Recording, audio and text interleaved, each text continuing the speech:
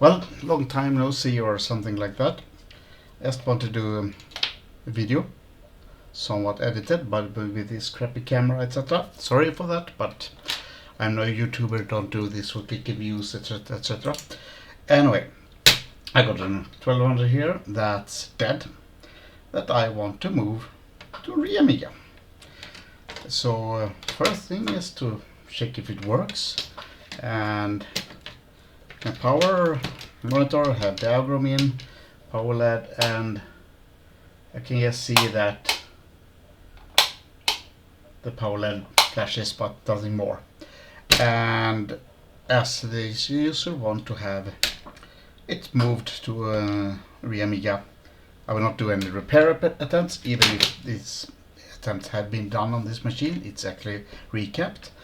So if your machine doesn't work, do not do a recap the first thing you do, because a recap is never a repair, except maybe for on the 600 and CD32 on separate location for the reset, but it's not a repair. It will not work. If the 1200 is dead, a recap will not make it live again. Anyway, so what I do is simple put. I first remove all these sub connectors. With that, I use my trusty Hackle FR301. Not really. I don't really like it, but it kind of works. But yeah. And just doing this, I will stop talking and just do this, because then I can speed up this part of the video.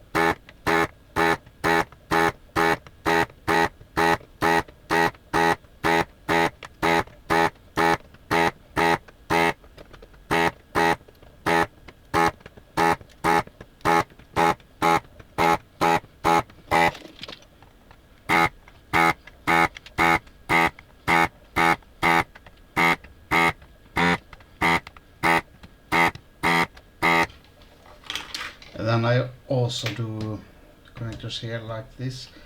Usually I don't get anything, but I do like this as well. I don't remove everything. I will do that later.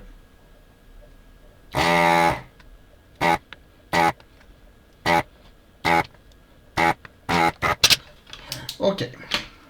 You might have noticed that, well, actually not that much, but all holes are not cleaned. I just use the desoldering gun to get most of the parts from, and then I actually will use hot air. So now we'll be some crutch video maybe. See, move the camera like this, because I move the board outside the board here, the table, and this is glass I have here. So anyway, I use a tool that some people use for removing caps. Do not do that. Don't even, yeah. But now I use hot air, and I use quite hot temperature, as I don't care about the PCB. I use 450 degrees Celsius and heat up. If I haven't removed the solder in the pins, I would have to heat for much longer time.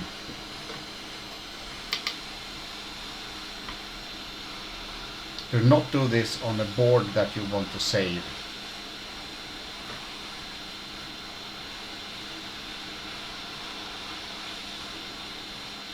At least not this temperature. And I wiggle, wiggle, wiggle. I see all pins wiggle.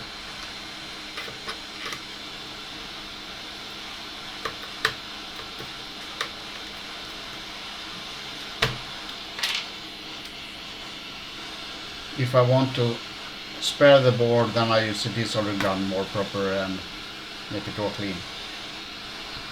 I'm lazy. So now I'll do this, the same here, and speed up the video while doing this.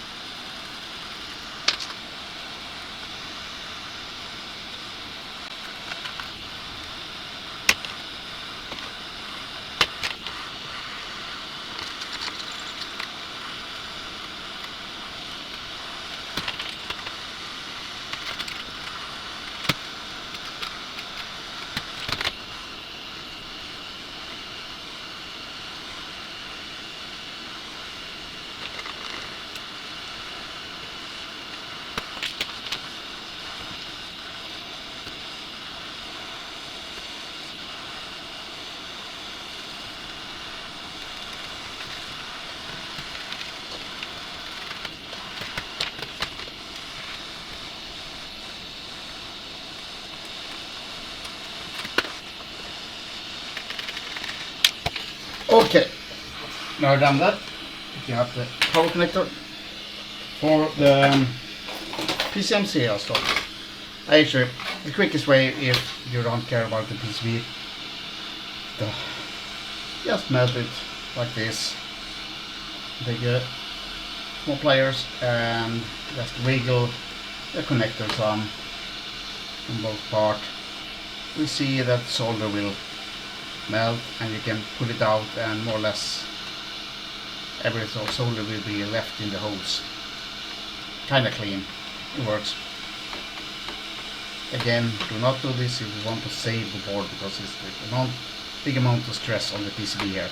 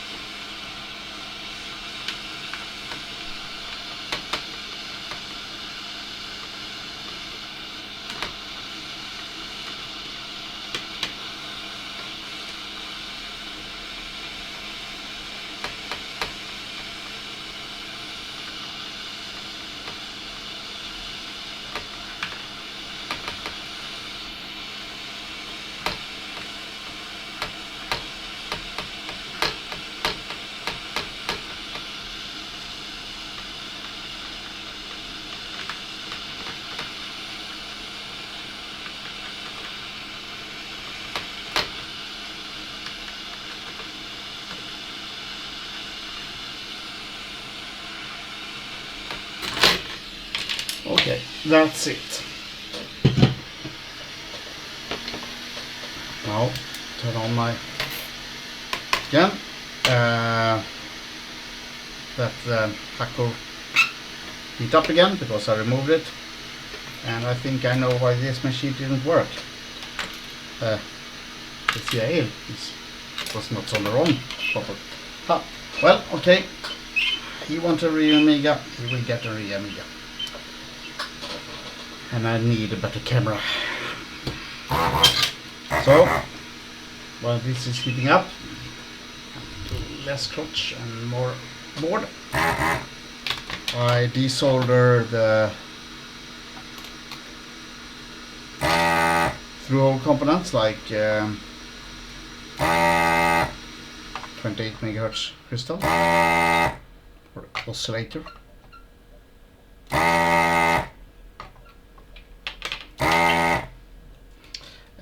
and I also take the 3 MHz for the MPU, and I will also take the oscillator for the PAL, like that. And see, remove it like this. So can move this one. This board is hot, remember that. Remove that one, and should be able to have this one removed as well. I think maybe I was somewhat cheap on desoldering on one pin. Okay, fine.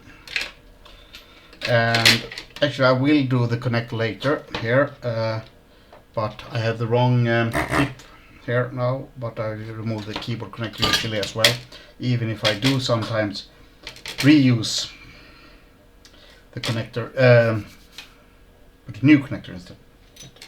Anyway, it's always good to save them if it's okay. This one seems okay. Anyway, to remove the PLCC chips, what I do is I take a pair of pliers, I set the hot air to 350 degrees, and put some tweezers, and not pliers, tweezers in like this, just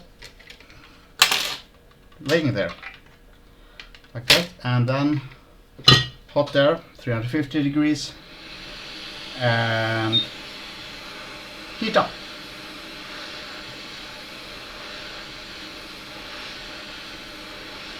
And the force put on the chip from the tweezers will be enough for it to pull up, and no traces will be cut on the PCB, and you know exactly what time the solder is melted, so you don't put stress on the chip.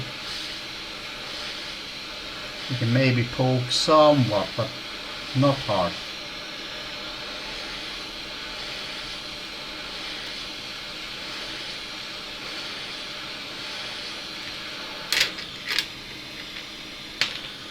And I also always take this reset one.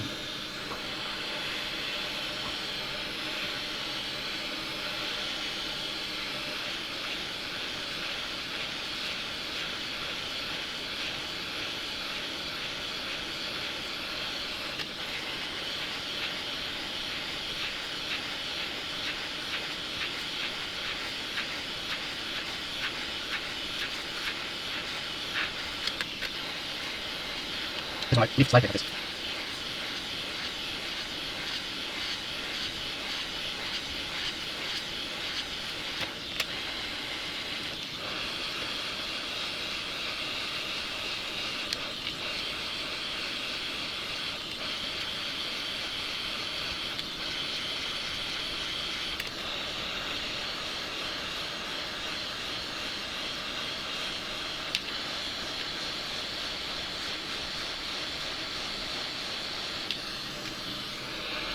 And at the end I take this PFP partial patch, and actually the same here. You can maybe put the chip like this so you have some leverage.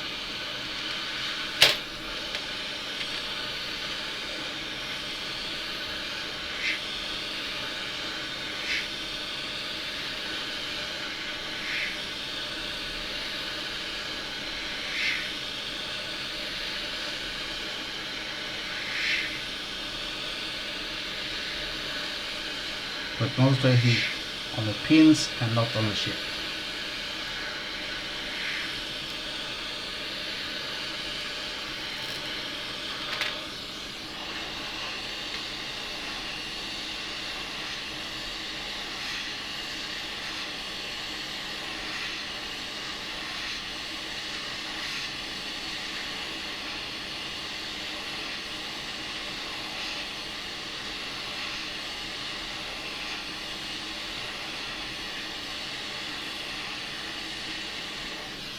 like that. Now I have removed the chipset, CPU, and everything that I want to save.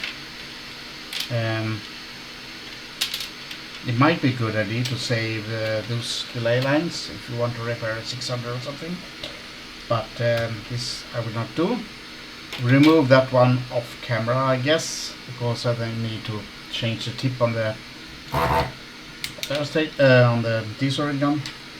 So next step is to clean the solder of the chips, and that will be for next clip here. So well, this board is gunner. We'll remove the diagram and maybe put it on the wall or recycle it or whatever you do. Okay, our next part is to clean the solder from the chips, and what I do is I pile them up in size order and pin one up on all like this.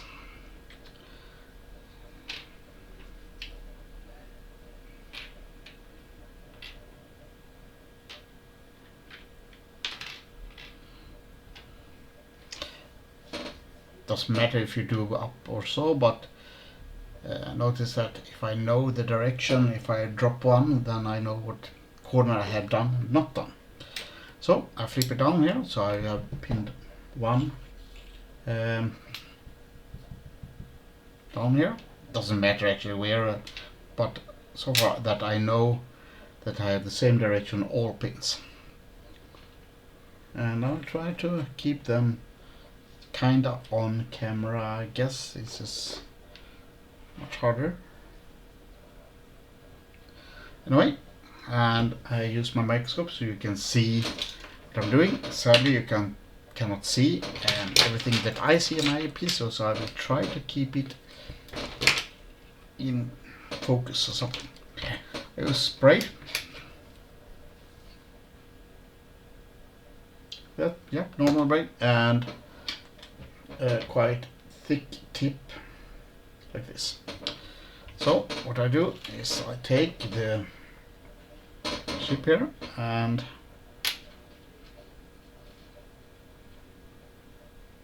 take it like that, put the brake on the side here and drag, and then on the top as well. Do not press too hard.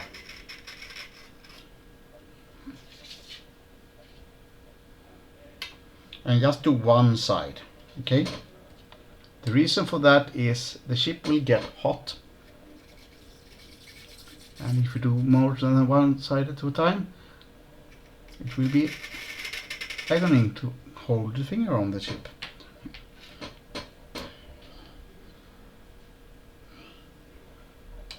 The reason I do this cleaning is because I want to test on a socket board, and if you do not clean the pins you will damage the socket. Socket will wear out anyway, but not cleaning the pins will wear it out much quicker. So I do one side like this on all chips, all 4 cornered PLCC chips. In one size at a time.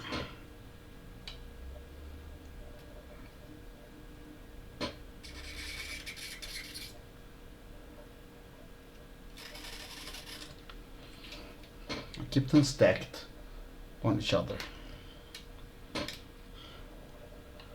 And yes, the blade will also get hot, so you need to stand the heat. You will learn after a while.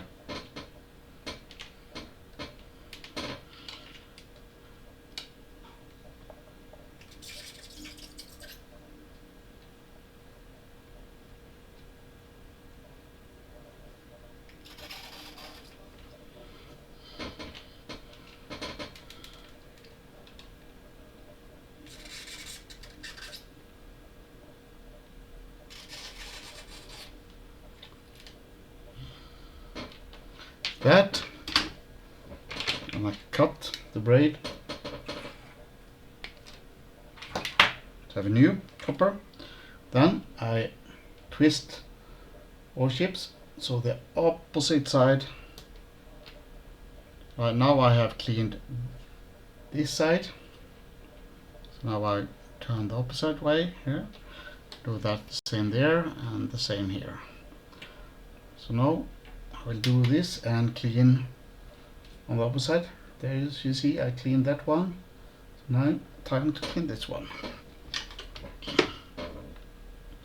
And also another good reason to clean the pins is when you solder back on new board, there's no excessive solder on the pin, so it will lie flat on the PCB.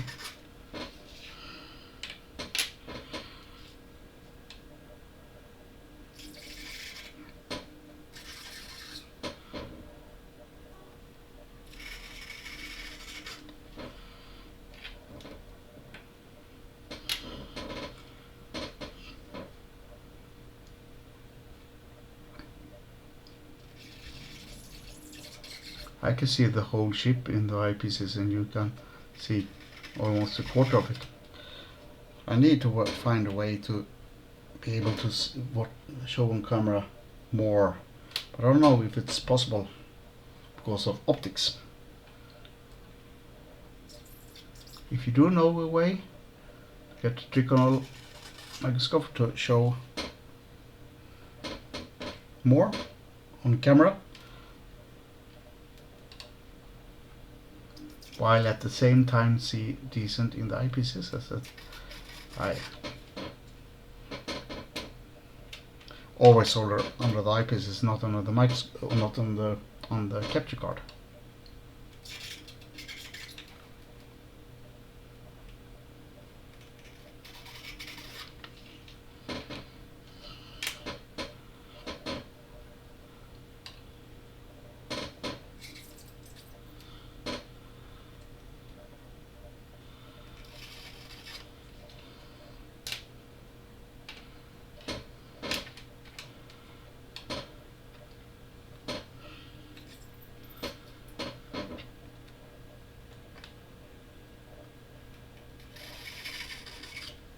The reason why I keep track of pin 1 is if I drop this one on anything, I know pin 1 now should be on the top. So I cut more braid. Now I take 2 corners, so now I just do a quarter twist on all, and then the same procedure as last year. Yes.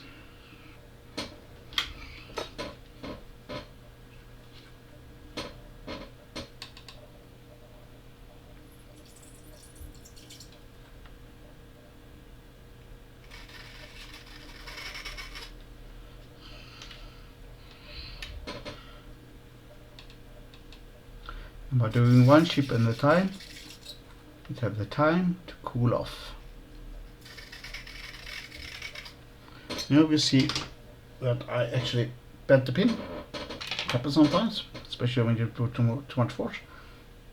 Take tweezers and bend them correct. Do not press too hard, then that will happen.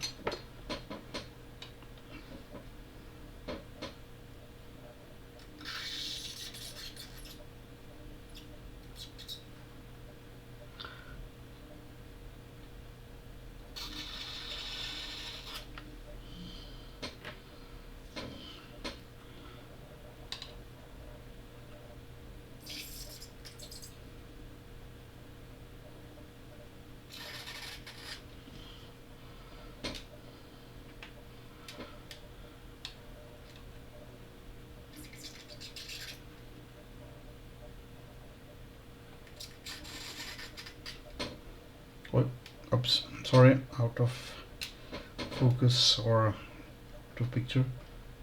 It's hard to see. It's hard to tell where in the eyepiece you can see it's not in the middle or anything, it's more like in a upper center-ish part.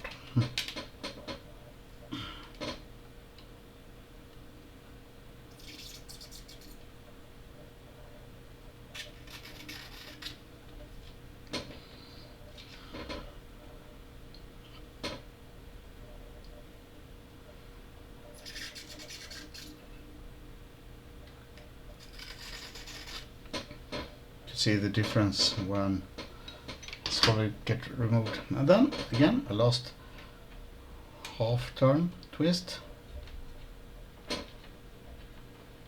That. Got the braid.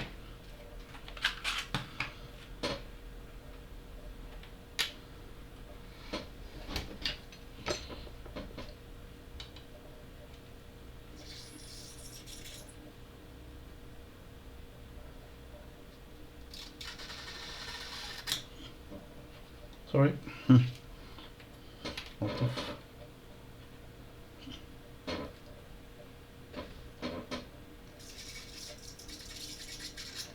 This is much harder when you try to record it at the same time.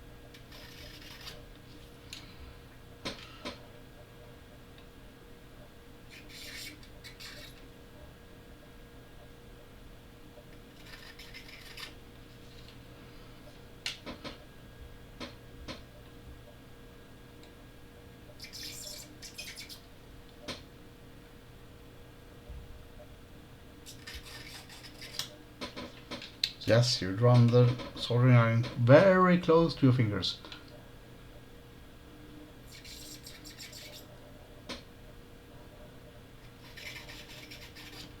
Okay, all PLCC chips done. Then I usually do a quick run on the RAMs as well. Even if I actually never test the RAMs. But this is somewhat different. Because you don't have any corner, so what I just do is simple. Put braid on there and do one corner, one side, like this by just and put that one aside, like that. You do this quick because it gets hot very fast. You just want to have it so the pins are quite flat, nothing else.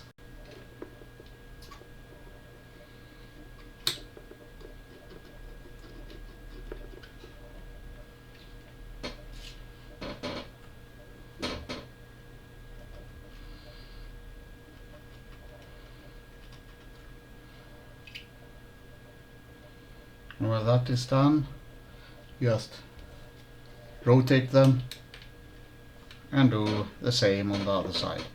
This is not that important, just it's easier when you solder them on later that they are flat on the PCB. Or somewhat more flat on the PCB.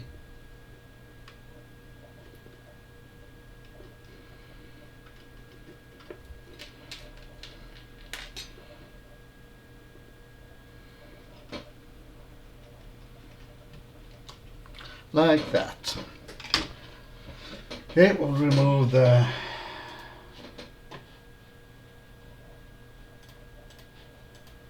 camera like that. Hope I have everything right. Now I have some chips here. Then I take my goodie bag or goodie box with isopropanol and some not that clean isopropanol, but just put them there in a bath, like that. Pins up, well, doesn't matter really. Like this. But they should be soaked in IPA. And the quadriflopper I just put like this, pins down so that they get soaked. And also the oscillators. The reason for this is so we can clean up from leaked cap use, battery use, stickers, dust, whatever. Makes it more clean and nice, as you want to build a nice machine. And also can put this one, the reset, the low voltage detector. Put it there and actually let it be there for at least 24 hours. And that way we know that all gunk is cleaned from the chips. This has passed, and well, time to open this up. I'm putting out on paper, actually baby wipes that I'm still buying, even if my kids are 15 and 17 years, but they're good for cleaning, etc. They are very durable even when wet.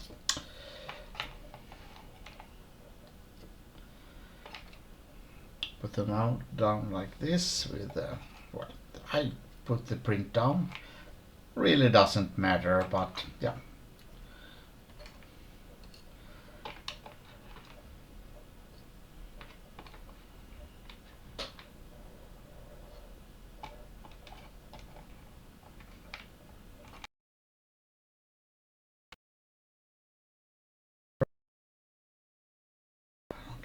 And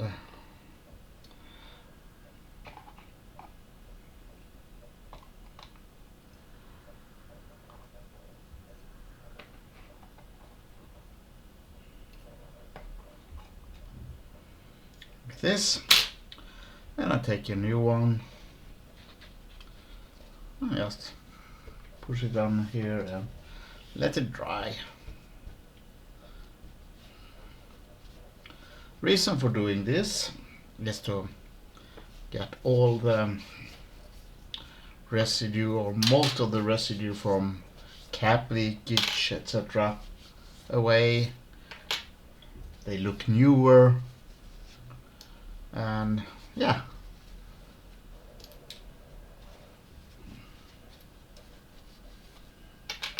Basically, yeah, you got this clean feel. Oxide from sides here. Hopefully it's better.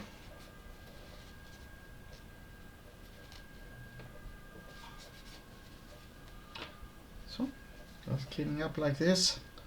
I know this camera is not the best. YouTube is not my priority or anything, and well, maybe I should get a GoPro, something that had some better quality, as this is just a Logitech webcam mounted on a flexible arm here, and as you can see, it can't focus really good. Anyway, now I have this. I let it dry for a while again, and then I will do testing. Problem is my test rig is wonky, so I'm not sure if I will do a video of it, because the sockets are worn out and I need to replace them, and I am out of socket.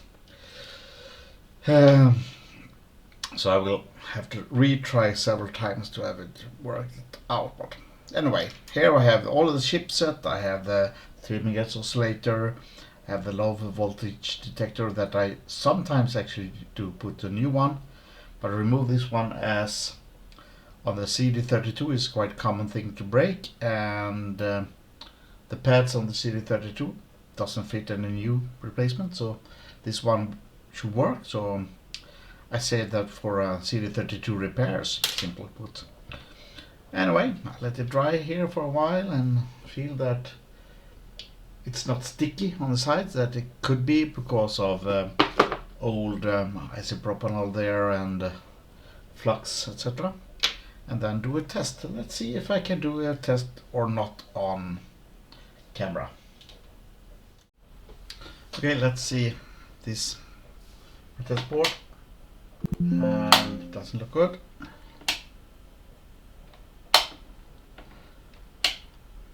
does not want to boot. I will remove the Poland C because that could be a thing. Oh, because that machine had some rust on the serial port. Yeah, we have some booting there. We try another Polar hiver. Okay. So we had a bad Polar on this machine. It was some rust on the serial port. So yep, I will class this machine as okay. This is crashing because of this socket is bad for Alice. So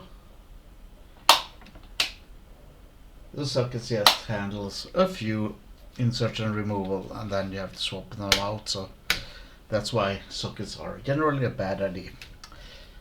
Anyway, same things. This machine works except the Polar. Interesting. Yeah. Anyway, next step is to start building, I guess.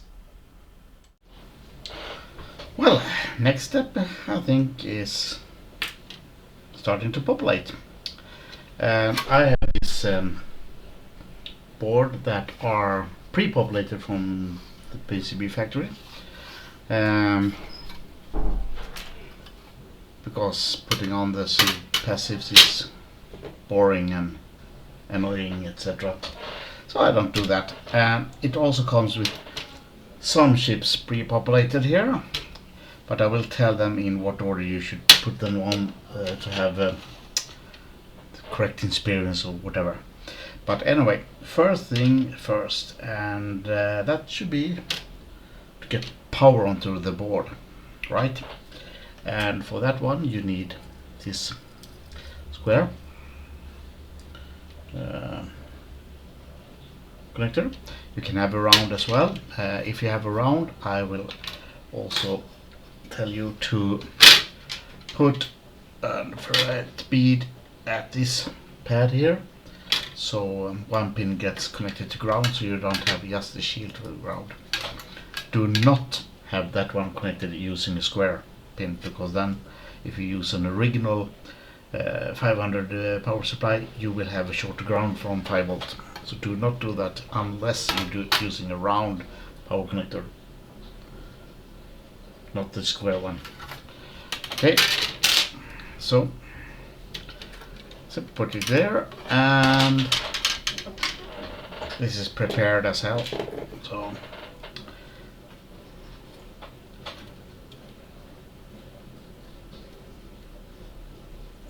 and really need to get a better camera. If you don't want to have a hint of a camera that are either USB or HDMI, I prefer USB actually. That doesn't cost extremely much, because YouTube is not my thing, really. And then please give me a hint of it. Right now I'm using a simple Logitech webcam, and apparently they are shit. Anyway, power is there, and we need to have some filters that I haven't prepared. So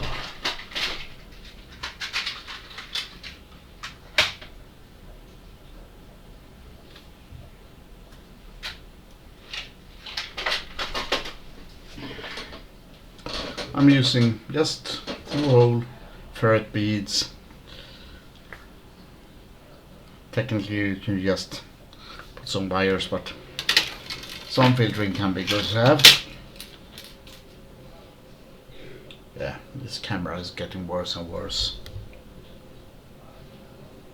Yeah.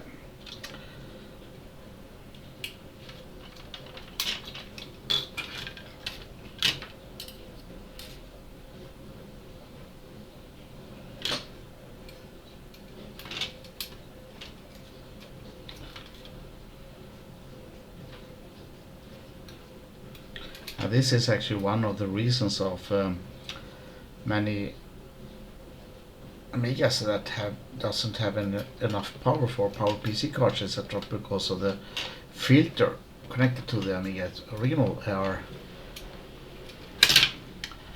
not the best and simply chokes when too much power is used. That's why you on the BPPC requires to add power to the floppy connector instead of, so it gets more 5 volt closer to the CPU card. As you notice, I fill up from the top side, and I will fill up from the bottom side as well, so we have a good connection for the power.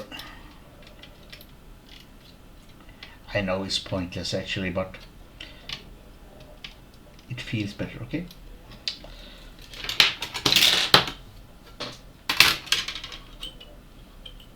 I mean, the connection is good as it is, but looks better when it's done proper on this one.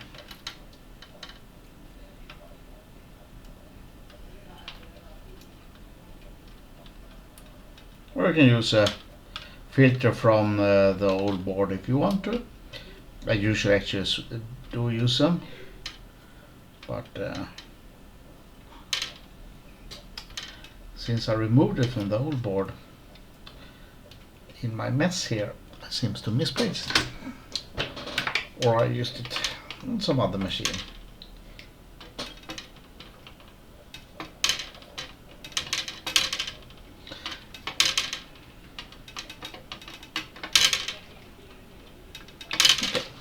Power to the board, and if you read my guide, you can see should put that you should put on the diodes and measure. This one is pre-populated, so I have all diodes etc. already on the board. Anyway, now it's time for the LEDs. This is fully optional and no need to do this, but I do it.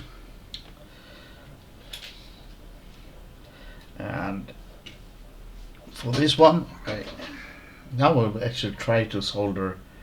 Now I will solder by watching in the microscope. I try to solder with the watching on the monitor, but it's in wrong angle for me. But as I always nag, you can only see like 25% of what I can see on my A pieces. Anyway, what colors you use is up to you. It doesn't matter. People ask me what doesn't matter. I mean, it's just LEDs. But I have my own standard. So at these top ones here, I use 2 red LEDs. And the reason for that is it's for reset. And yeah, I get the feeling that red is a nice color for that one. See, where did the LEDs go? I did remove 2, but only find 1, as usual.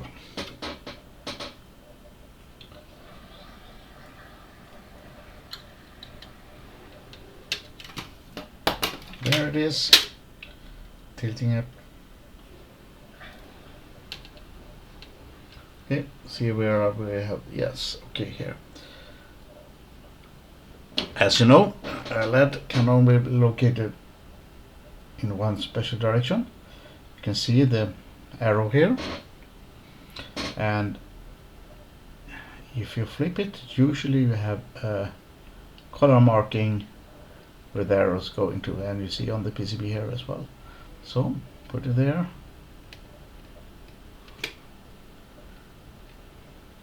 As you notice, I put solder on one pad,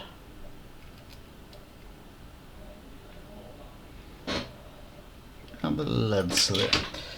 And then I use yellow for the CIA. Doesn't matter again, but that's what I'm using.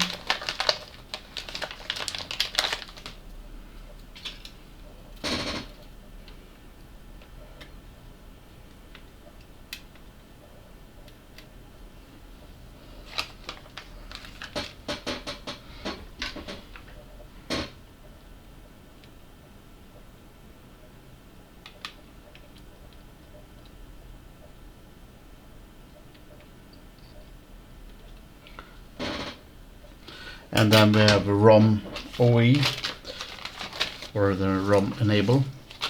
For this one, I actually use the white one. And it's because it's quite bright. And yeah, well, why not? Actually more or less because why not? But this one does not have an arrow on it. So this one have a small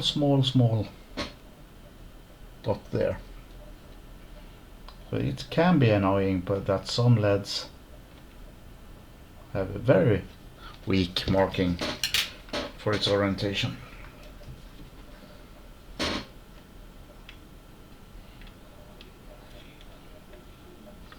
And then I solder the other untouched pad. Okay, then we have the other side of the board, which I rotate like this. I put some solder blob on one pad.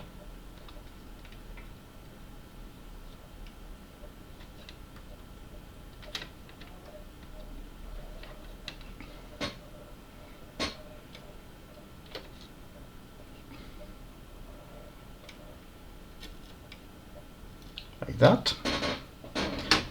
And then more LEDs. So the green LED now. Okay. Now we did a typical error here, that was not putting back LED in the bag. That can be quite annoying because then you don't know what color it is. Anyway, take green LED, and I actually removed 2 LEDs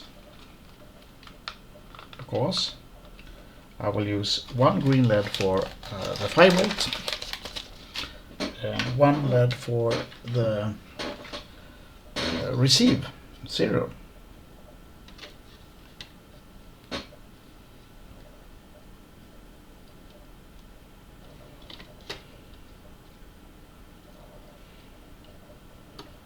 And if you have bad tweezers, you will shoot away those LEDs sometimes, especially if you pinch too hard. Anyway, I will take 2. Oh, this is crappy. No YouTuber of the Year award for this photo, that's for sure, but I don't care. Anyway, 2 red LEDs. One for serial receive,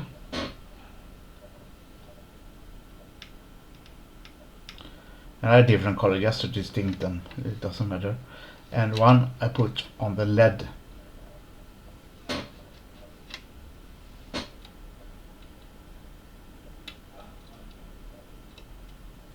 Yeah, that.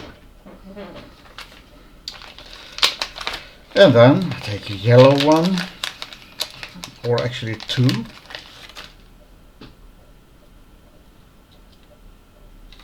And I flipped one LED now, somewhere. Yeah, so I'll take a 3rd one.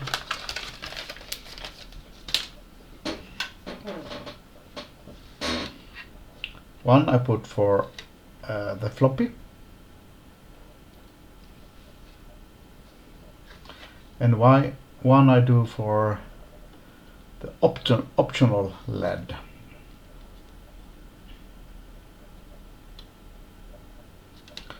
And this one is special because it's not connected. Either you connect something here to whatever you want the LED function to, or you just make a short here for the PCMCA connection instead. Just a wire or 0 ohm resistor or whatever.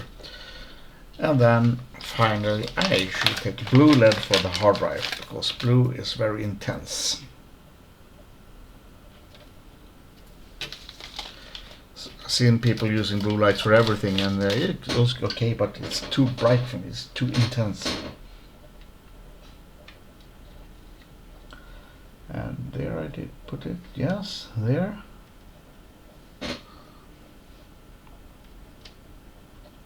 Like that, and then solder on the blob on the other pads.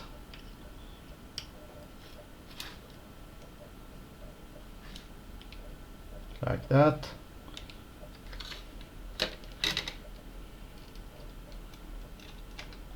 And remember, those LEDs are purely optional, and if you skip that, you can also skip the transistor because, but yeah, always fine to have some blinking lights. Okay, we have a board here. I actually usually turn power on and see if I have a LED. Yay, it works. Also, you will have a red LED here for reset because the signal is floating, etc. So it might be more LEDs that breaks up, but I'm interested to see the green one, meaning we have 5 volt, and if you have done something wrong with your power supply, whatever, and shooting 12 volt out there instead, it will fry. But then you haven't fried any chip. Okay, maybe those, but they are cheap crap. So yep, 5 volt, and if you see an ad somewhere, Amiga 1200, Amiga for sale, power-ups, power LEDs on, yeah, that's it what you see. See power LED. The power LED on the 1200 is connected to the 5 volt. And the LED function is connected there as well, so you can see brightness difference. But if you just turn off the machine and see bright and the LED, yeah, it's fully working, as you can see. No. So please do not put on ads that tell power LEDs on. It's totally bullshit. Anyway, now it's time for the next part. Well, okay, next part is to get some kind of on-screen action, meaning sync. So for that one, I first put on the 23 pin, this up, and as I remove this, and you maybe remember that I didn't clean the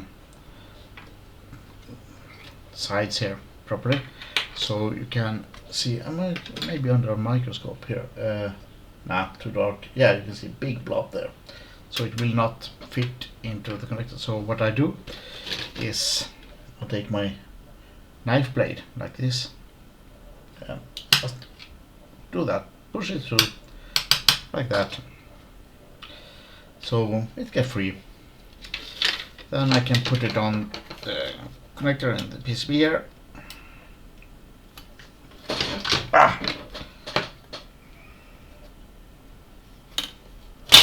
Sometimes you need to pinch them together or something like that, because they are reused connectors.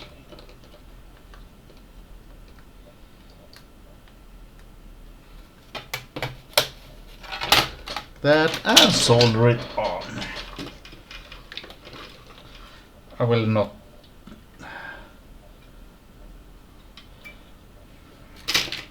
I cannot.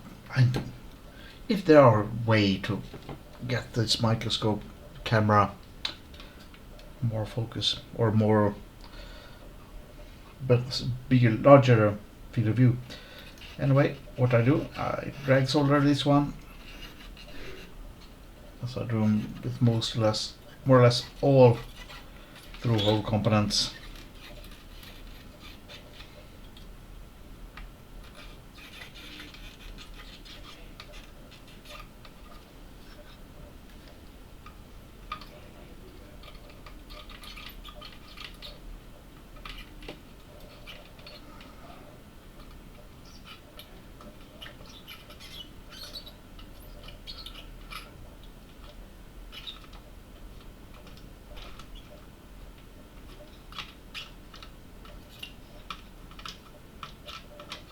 Make sure you don't have any bridges as you drag solder. Sometimes you get too much solder on and then you have to blob it, unblob it.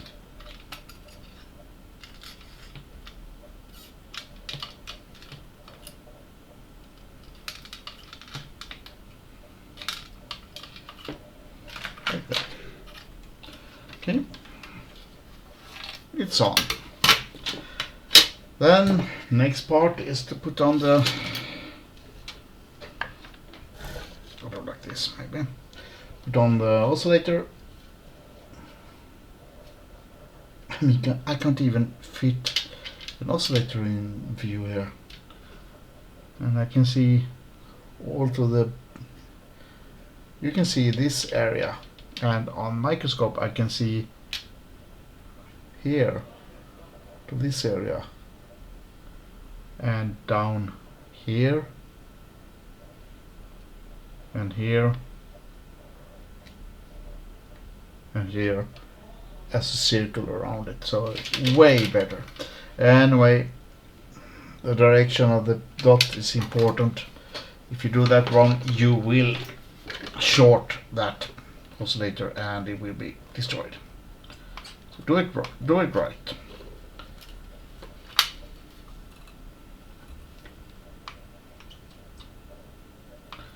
I've seen sellers on eBay that sells those and they work. I have a few. Anyway,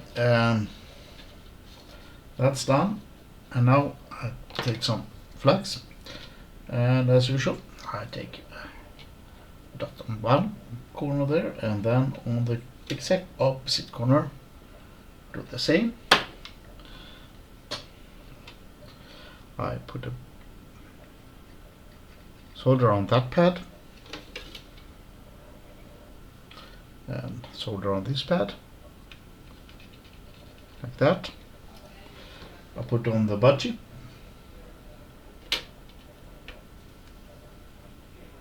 and I take it like this, and I make sure that I have all pins aligned like this. I can see the whole budgie here in my right now, so it's much easier.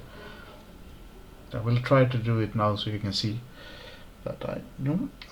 Put a solder blob there so it the pin is correct, and then without moving the chip too much, put the blob here as well. And now the chip is quite anchored here, somewhat off there, but yeah, like that. So now I put on one edge that I haven't soldered anything. I put on flux, and what I do actually is that I put this knife blade here, I push it down, and you can see that it flows on and short all the pins here. And I don't care about that one right now. I will not power it on anyway for this moment. I actually use that for a reservoir.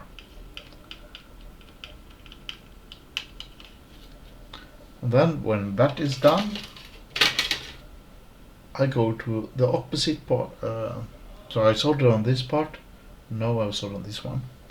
So always opposite corner, etc.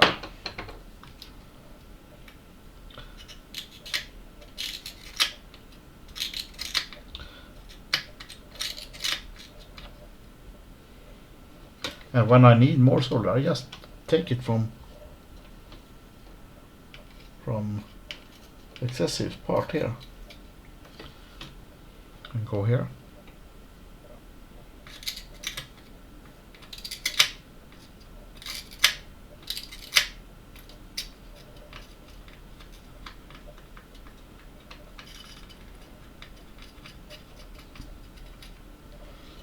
Now I've taken just another,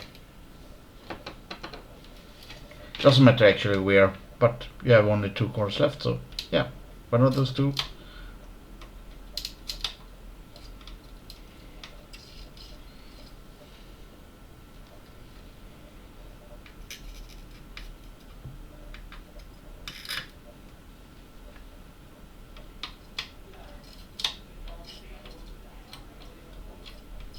As this part is removed from our board, it's usually somewhat easier to solder as there are solder on the pins already.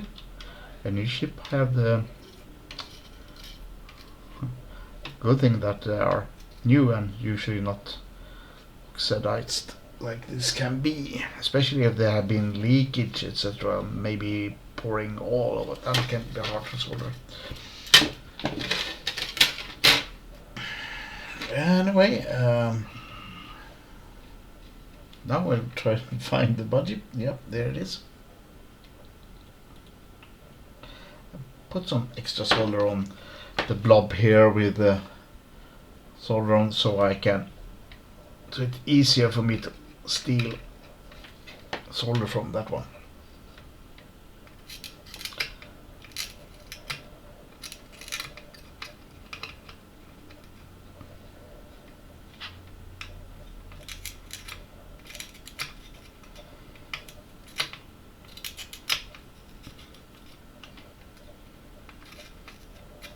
Pushing down the pins makes the solder flow to the pad better. Just that like this. And you can see that the solder flows under and behind the pin. So here shouldn't be any shorts. Here we have a shorts. I'm gonna clean my tip. See if I can do this. No, this is too much. So I will take some braid.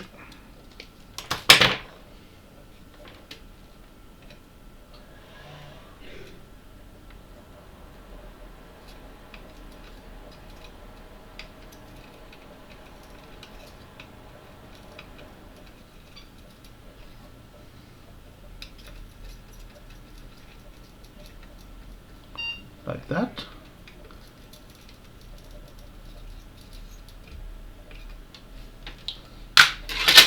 And make sure that we do not have any shorts. Again, it's harder to see on the camera, but yeah, it looks good. Now I will actually change my tip from this knife blade. I have a hot swap one, so I can go like this. And I now use this kind of tip when doing PLCC soldering. In my tutorial I did drag solder with knife blade. It's up to you. It's preferences, nothing more. But I've noticed that I think that's more convenient to do after a while. And even if it does take some more time, but I think I've been quite fast on it. As usual here, some flux there and solder on that pin. Just that. And then the opposite corner again, as usual. There. And some solder blob there. Then we have the Lisa. This scale Lisa. Okay. Pin 1 is there. So make sure it is out. And allocated here. See if I can put it on. There it is. I will try to do this better in picture because, as usual, I can see the whole chip in the eyepiece and microscope, but not on camera. So what I do is make sure that it's aligned on all pins and put a solder blob there. And make sure that it's kinda aligned there.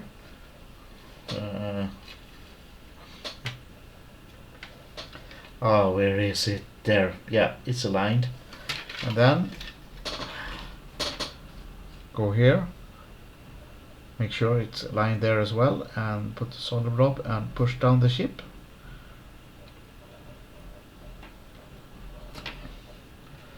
And then I do go to the fourth corner that I haven't checked and see that it's aligned as well. And when I'm happy with that one, I go to the first one here and solder that one and push down the chip so I know it's flush on the board. Okay, then go back to this corner, put some solder here, pushing down the chip at the corner as well. And then again, reverse order, always reverse. And the reason for this is simple, because if you solder the one on one side, only that one, the chip will actually tilt up. So now it's corner, it's put here. So then I just do one pin at a time.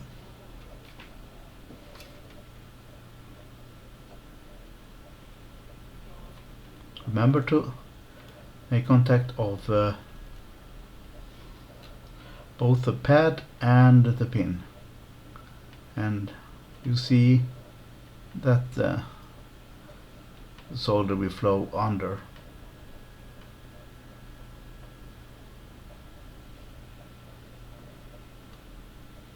And again, if you want to use sockets, don't, unless you really practice on it. And if you do not remove the inner frame that people do on YouTube. That frame is used for stability as well. But I have my test board with the sockets, and it's buggy due to the sockets as well. Okay, I remove chips on it quite often, so I need to replace the sockets more or less every month.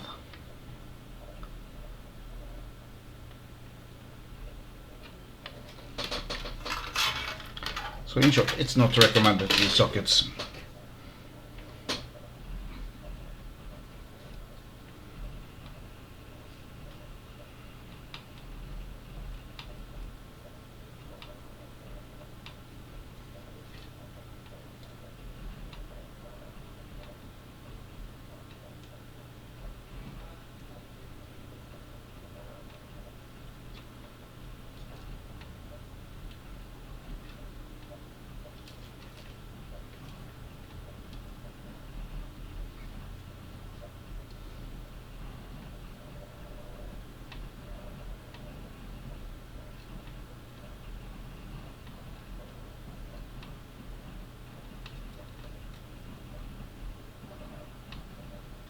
And now I noticed a big mistake I did.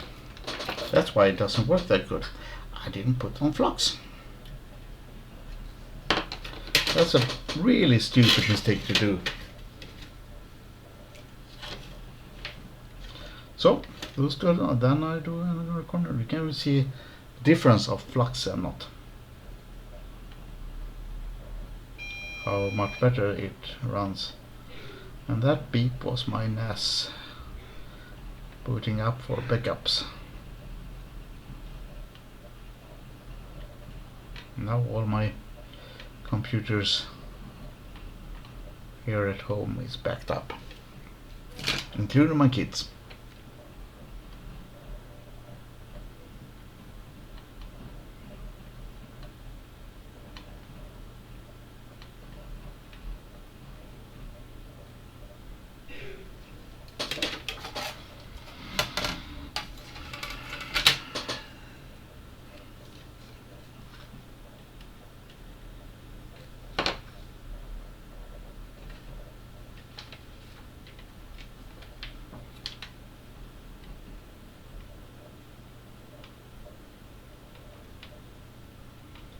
Okay.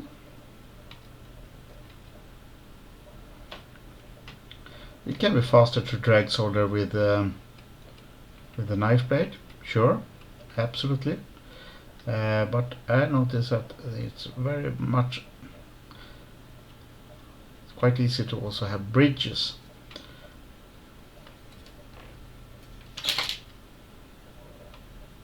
Some bridges it can be really nasty to find.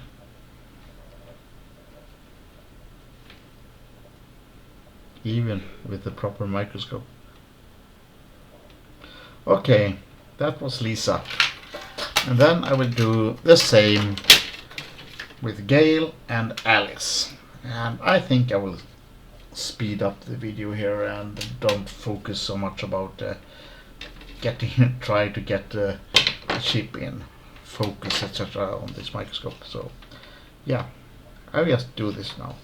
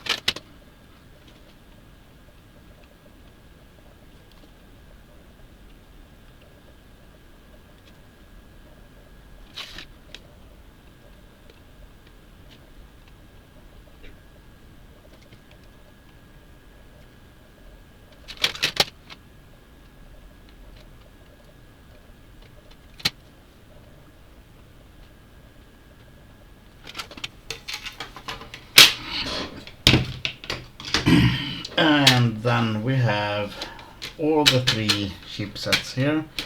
And well, before we can get everything to work, we need the LS166 here. I have to grab.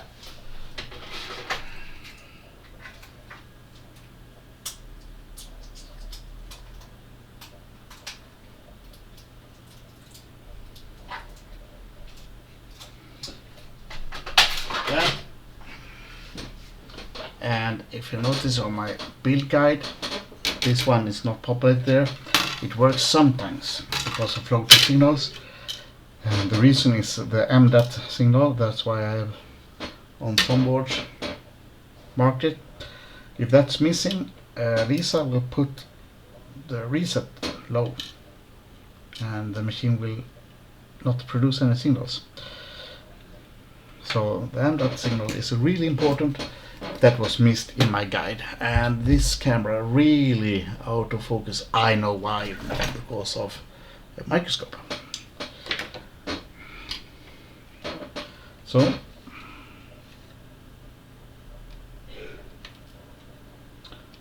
166 is needed for this one. Same on the 4000, but not on the 3000, etc. Just the AGA machines.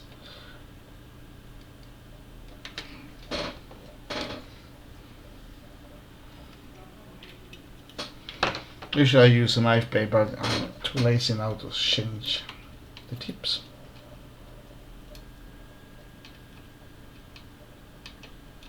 I will clean this up with a knife blade later instead. The K, I think it's called K tip or something.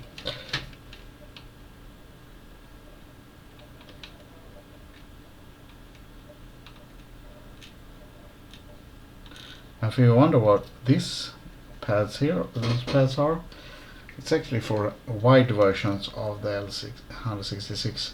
I didn't know that when doing this. I was thinking that it was some diagnostic thing or whatever, but it's to support the wider chip as well.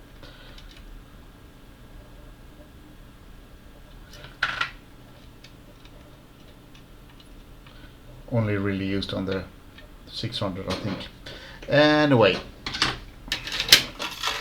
now we've done this, and I will make sure that you can see my OCCC.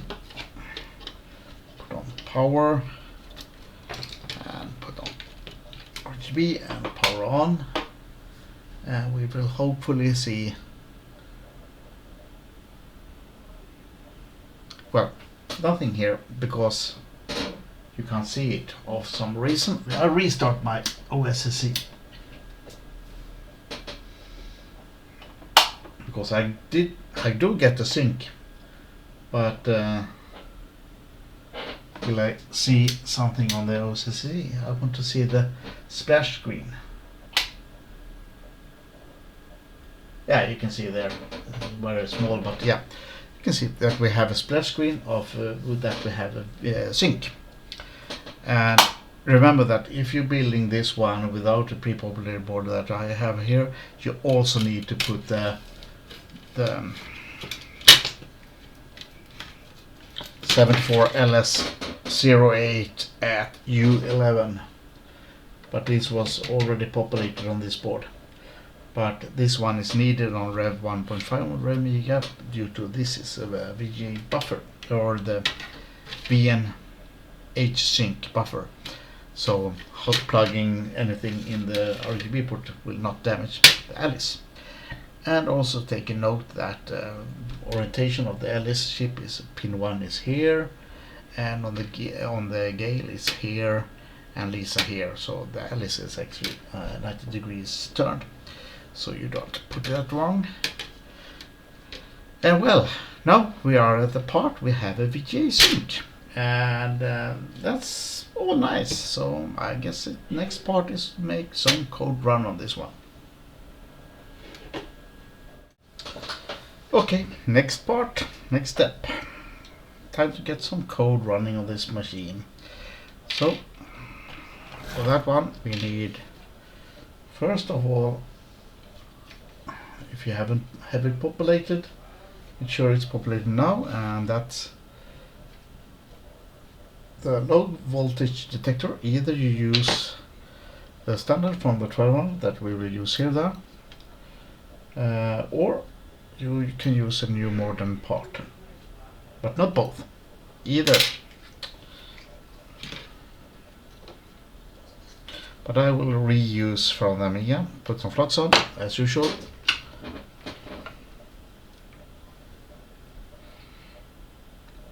One pad as usual, with that and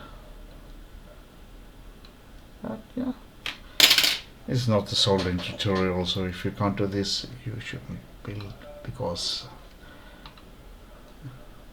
even if the 1200 is quite easy surface mount job, practice on something else first, so you don't fry a chip or something weird. You can put here, just heat on, and you will see the solder will flow on the other way. But yeah, and then we do the old-fashioned PLCC soldering. So I will fast forward this one as well. But first, talk about this. This one, the chip, you can buy a AC05C chip, and actually have it programmed. I actually bought some from China a while ago and asked them, can you program it? And the firmware for it is actually on the Amiga Wiki. If you search Amiga Wiki GAL download, you should find the MPU code, even if it says the wrong chip name there, but it works. Anyway, now I will solder this one and fast forward.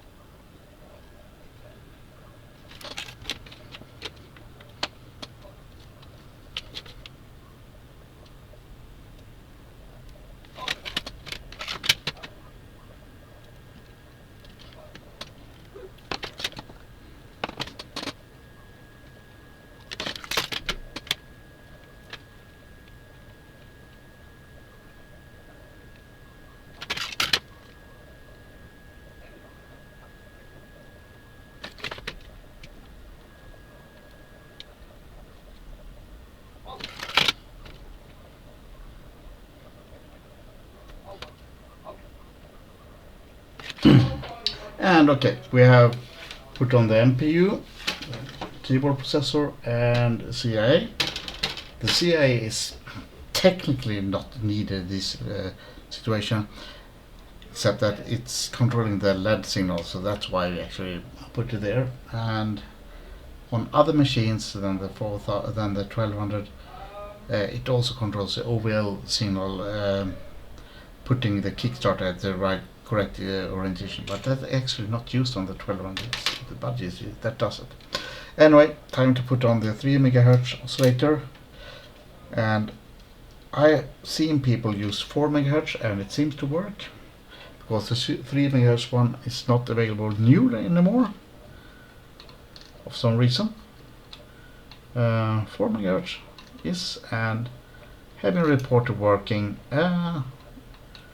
so it's up to you what you use. Anyway, that's there, and then we have the GAL chip. Also remember, this one has a rotation of pin 1 facing the Alice chip. Oh yeah, you can see the whole chip in the microscope here. Quite a difference of that. On camera you can see one GAL chip, but barely. And on my eyepieces I can see a whole 84 pin chip.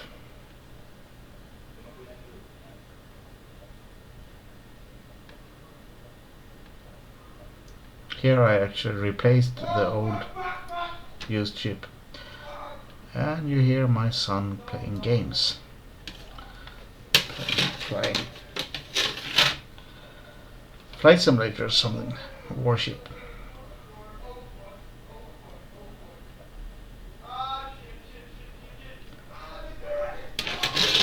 Yep.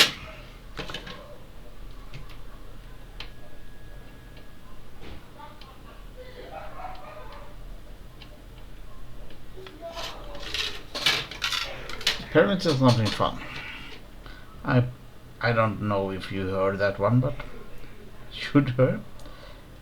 Yeah. Anyway, I used a new chip here because the guys, I don't know. I just usually do that. And remember that you need to have a decent programmer for gas chips. But the old chip works fine. Well, it works fine. Anyway, if you do not have a CPU card to test the machine with, I recommend you to put the CPU now, as no sockets, etc. But the drawback of putting in the CPU now is that if you have a short, then you don't know if the machine doesn't work due to that short or so. So that's why I do not put the CPU now, and instead put on the sockets for the ROM.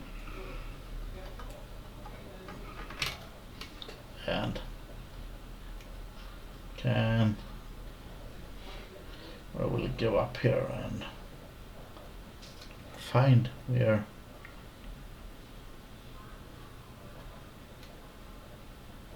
there it is. Yay. Now I switch to a knife blade.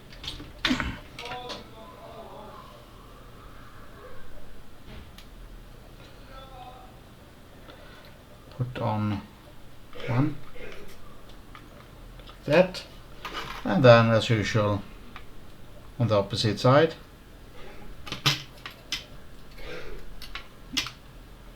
And then as usual a part where I haven't soldered, and just drag.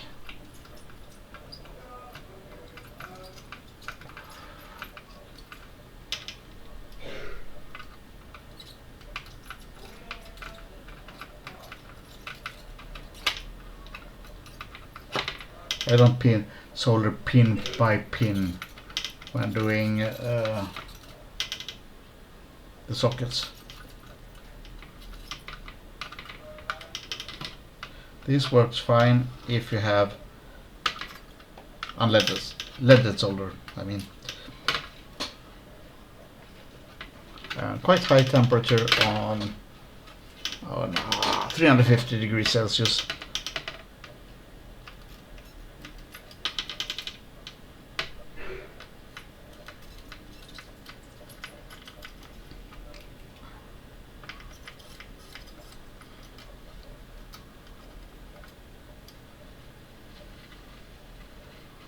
And you've done 42 pins in the flash. Ah, they are not flash ROMs. Okay, enough dead jokes.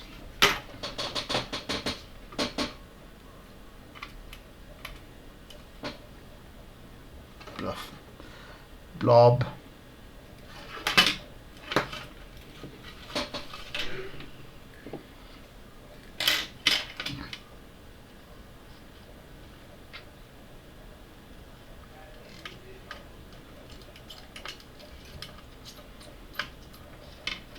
I should go from this side.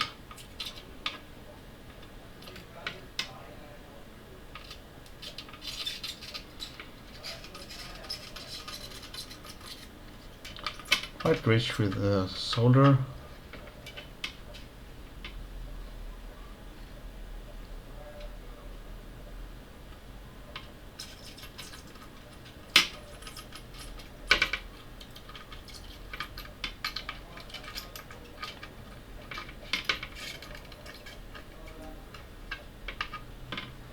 Okay, like that. We have the sockets in. Put in diagram. low image at the top socket and high image at the lower socket, because logic, like that. And now it's time to turn on and test if it runs codes. And some OTHET cards, some CPU cards will work without U23 and some doesn't. In my guide I haven't put on the U23 now. I recommend to do that, because if that one is correct, then the reset is handles better, and that means more CPU card works. So now we'll try with this one, and it's a TF1232 prototype with a bunch of patch wires. But anyway, put it in here and turn on, and power LED should flash like that,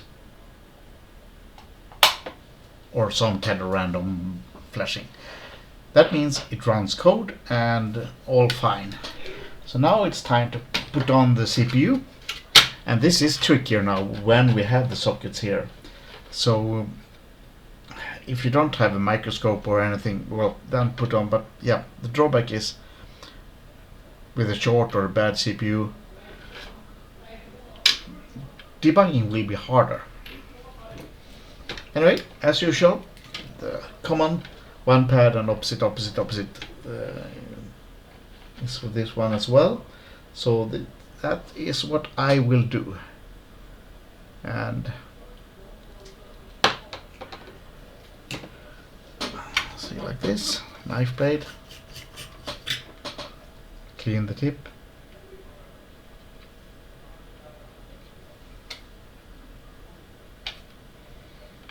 Pin 1 is there, pin 1 there.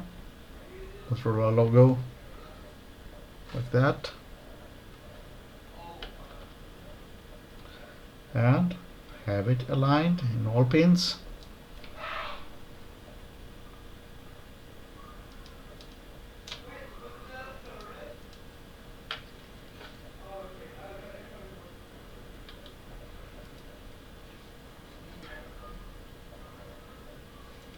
Yep. And the usual drop of stuff.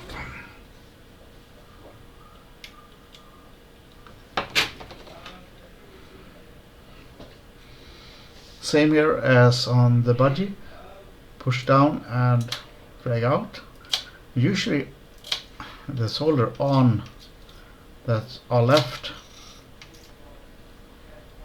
on the pins are actually enough to solder the CPU onto the board.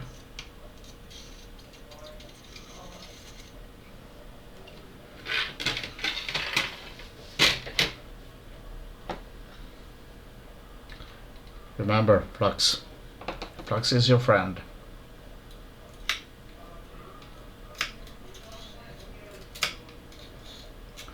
The old 20 is really weird design, so it have actually BCC and ground pins close to each other, so short can actually damage the PCB.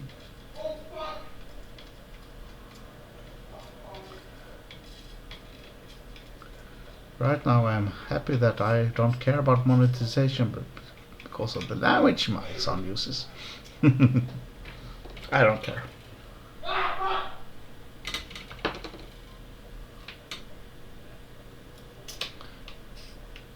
They're playing DCS, so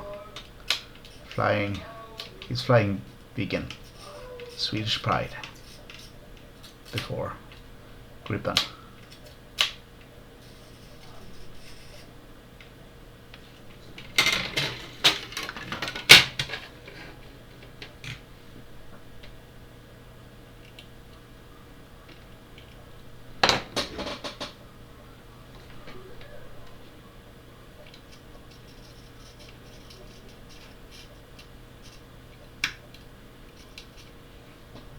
So this is a tight spot due to the CPU, the socket.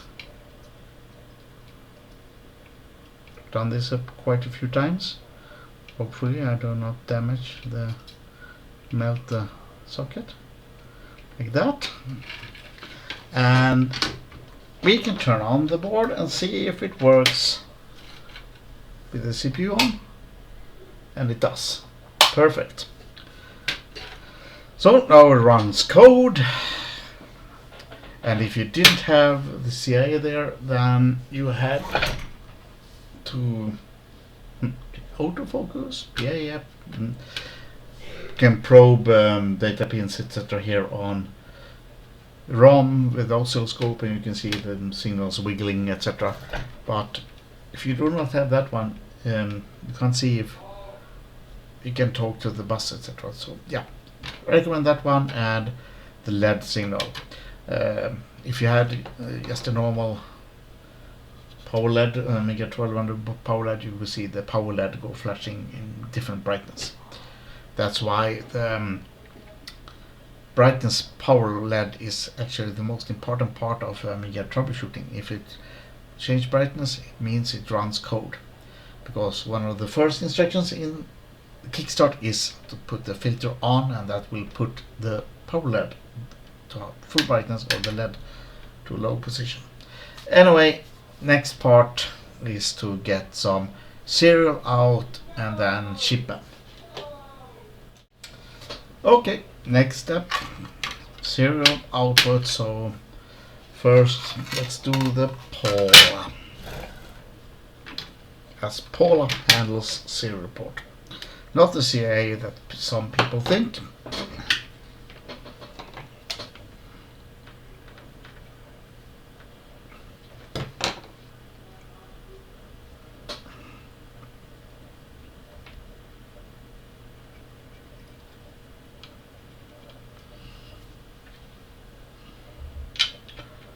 Okay, Paula.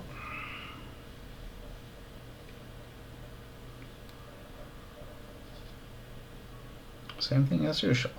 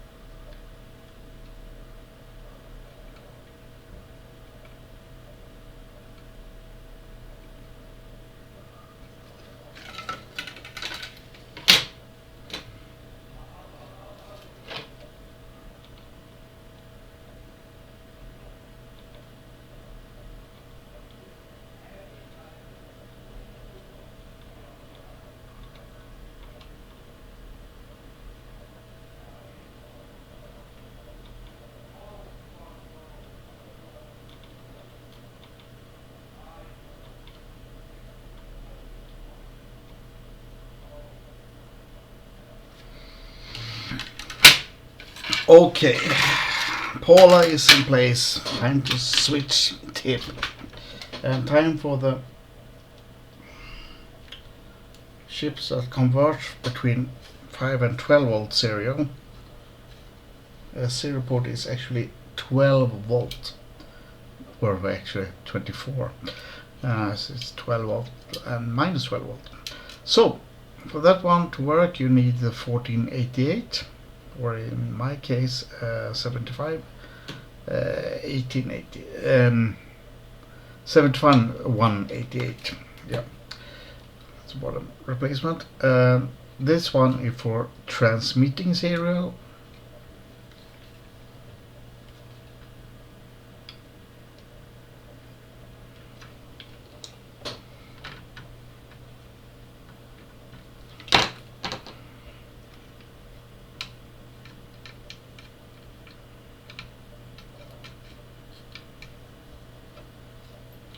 And in my guide I do not put the 1489 or 57 75 189, but I do it now because it's for receiving, and I use another order, but it's more logic to put it in there now, so we have a fully working serial port instead of just sending data. So I will put this one as well.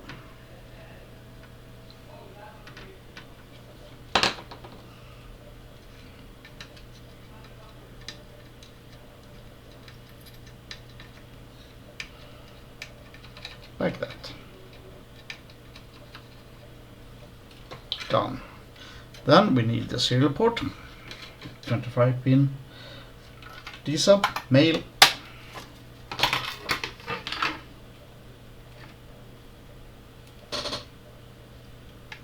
And I will not keep, you know how I do this. I drag solder this one, as I do always do.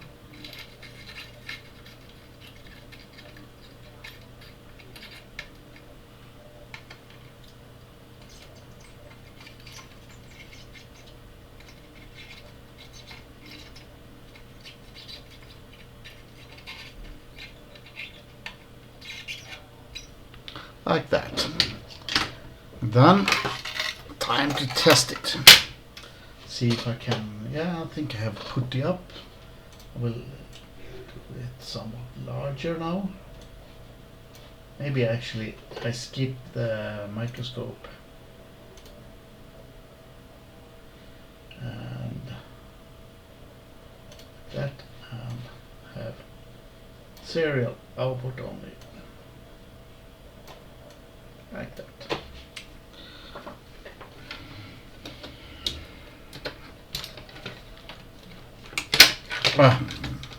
Put like this. Even though that will not work anything, but yeah. Serial port on, and yay, we have serial out. Like that. Okay, good. Also,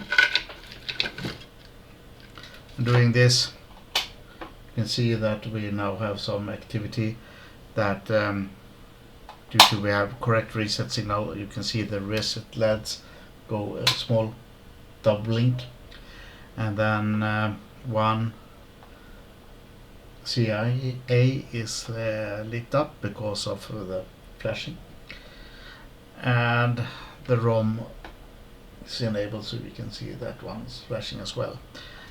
And on this one you can see that, yeah, it sends data on the serial port. We have the LED flashing, and yeah, we have 5 volt.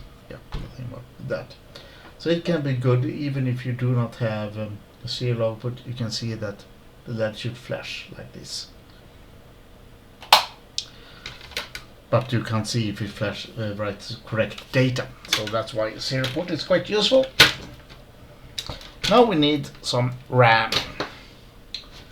There are several ways. I have shown several ways that you can put solder on here and heat gun them on place, but now I do actually a different way. This is more picky again, but it works good. Put on this pin again. Yeah, I think we'll put on the microscope again, like that. And see where we are, where we have there. Yeah, that's that pin that I used to do the PLCC. Anyway, put some flux on the pads.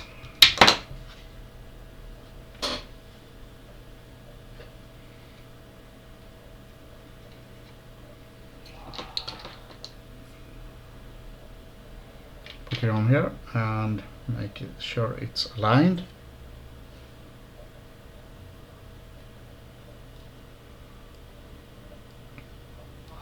But then, on this case, I actually do the opposite side of the same.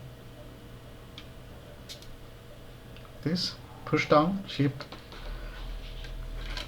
turn the board,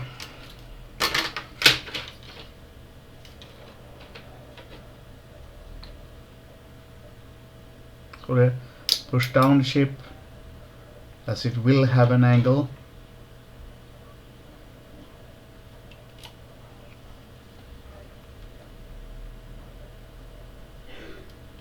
Solder it on pin for pin.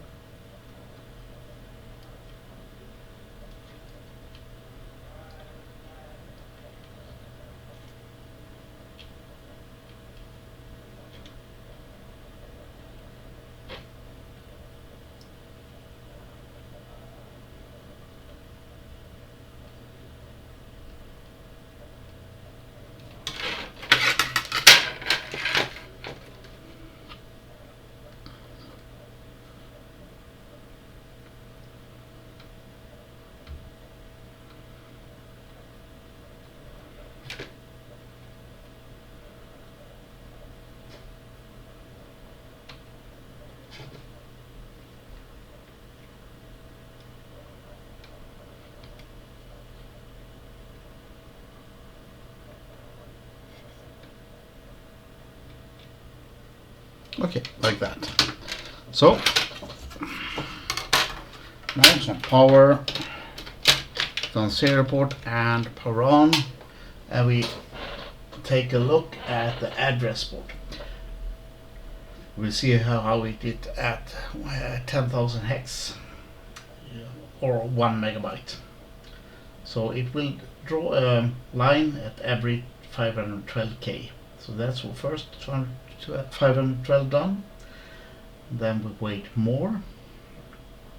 See, all failed, and all should be failed, but on the next line we will look and we will see that 8 bits or 16 bits are always fine.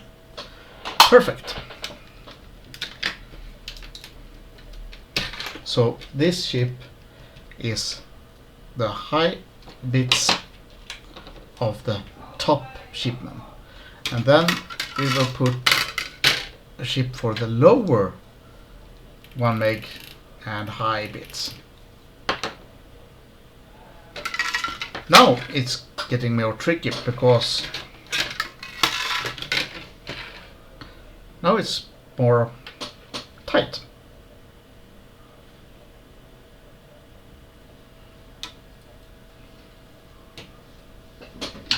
So now it's important that you clean your tip so you don't have extra solder residue on it, especially on the back side. Put on each pin. Make sure that the chip is pushed down. It will have an angle.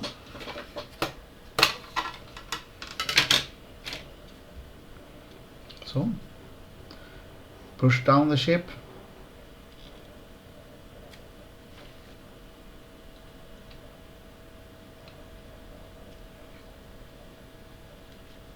And now I solder every pin. Very important that you have cleaned so you don't have any solder on the back of this one, because otherwise when you remove this one you can touch the pin on the backside and maybe have a bridge, and that's bad.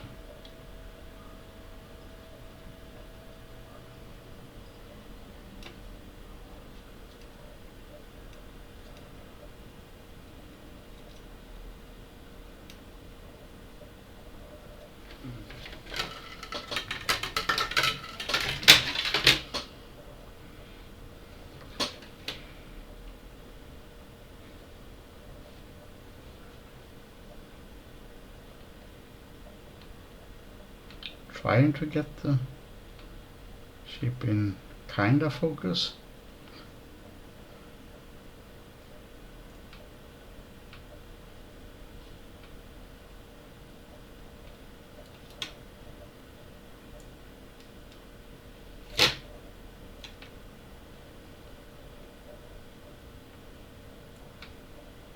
Okay, like that. Now we should have top 16 bits on all 2 megs working. We can see here it's green on the top, so actually just quickly you can let it run to see if everything works, but I do that yet. And then next line, next chip, like that, correct orientation,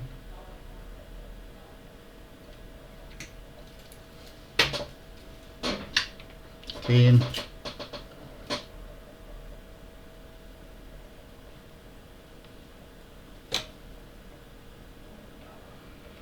try to have it as center as possible on the pads.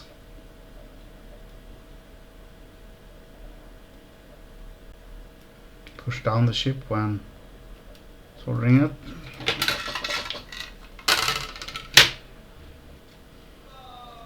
Twist around. Push down the ship so you don't have an angle. And then pin by pin.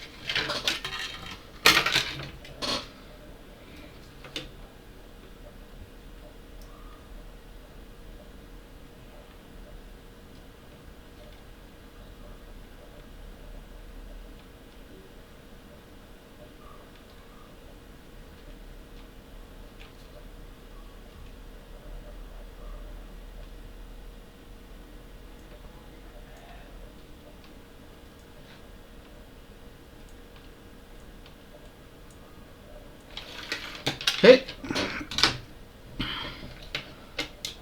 power again, and 0 port, and runs. Now we wait for the end megabytes, because now we have full memory on the top shipment, meaning we have 1 megabyte of non-working shipment, and then we should have 1 megabyte of working shipment. And the reason why I do it in this order, because except that it's in order on the chip, is because the diagram stops looking for RAM when it finds an error. So if we did the first meg, then we will never get this indication that the last meg works.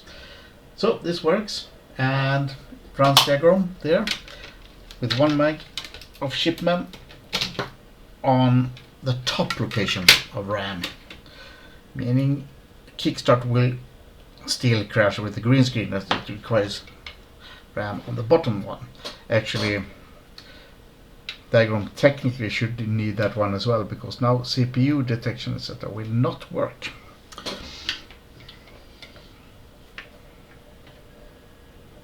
Due to exceptions etc. Maybe we'll have that one fixed someday.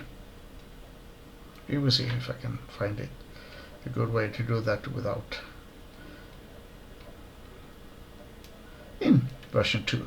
Anyway, same thing here, mounted, and yeah, you know the drill. Same thing.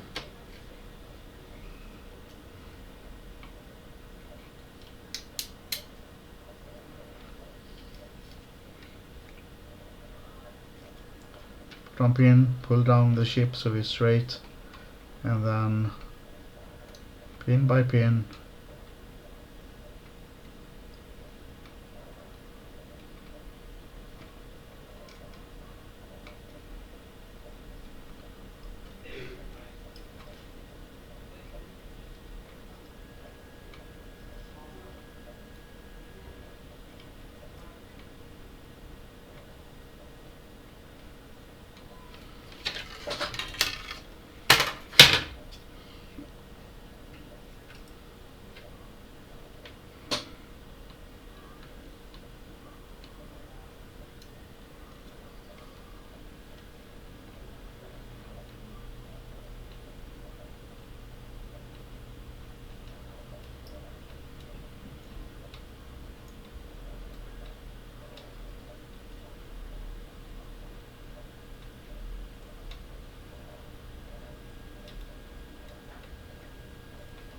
Okay, all ships on there.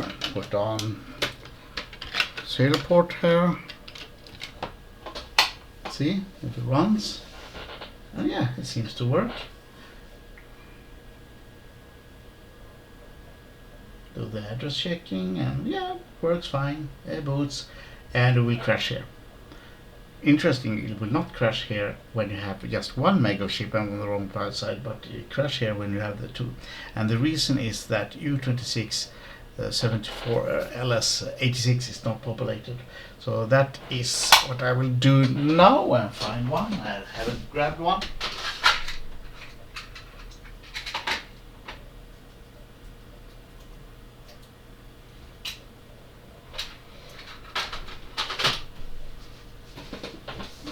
Like this.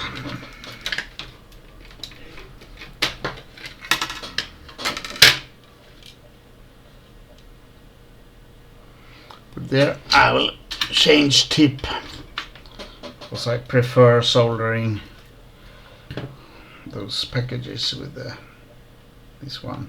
Come on. Okay.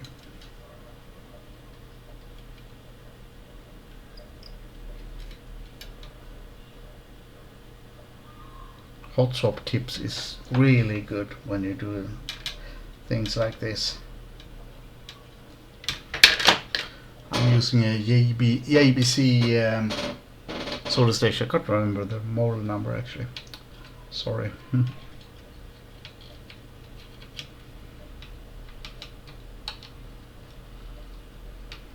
Somewhat not straight, but yeah, and you have to go. Have to do. We will check this out, put on serial port, turn on the machine, and it runs code, checking memory, everything seems fine, booting, and will it boot? Yes, it boots. So it runs diagram. So next part is to get some kind of output on the screen. Okay, next part, get some output on the screen. I have tried to be somewhat more prepared this time, so I actually got some tips. Anyway, first, the video deck. Because I changed the tip, so I had to do other stuff as well. So, video deck, we have two types of video deck. One that does not have this Zener diode in quotation mark. It was in the schematics from the beginning, so that's why that word is used. Anyway, I will put them independent on this board because the owner wanted it like that. So the usual thing here, so fast forward.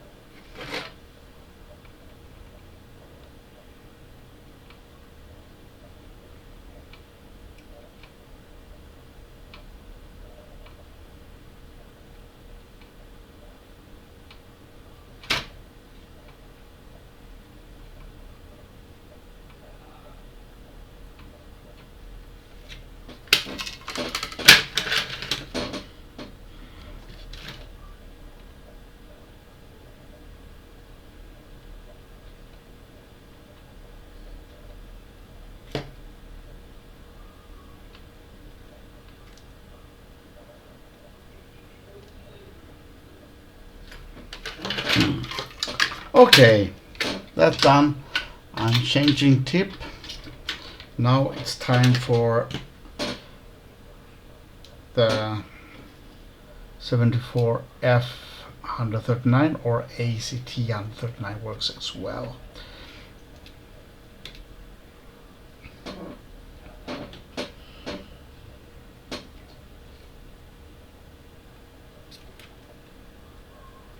In my guide I put on the 2244 there as well in this time, but now I recommend to do it earlier as it handles reset.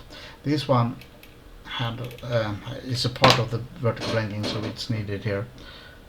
So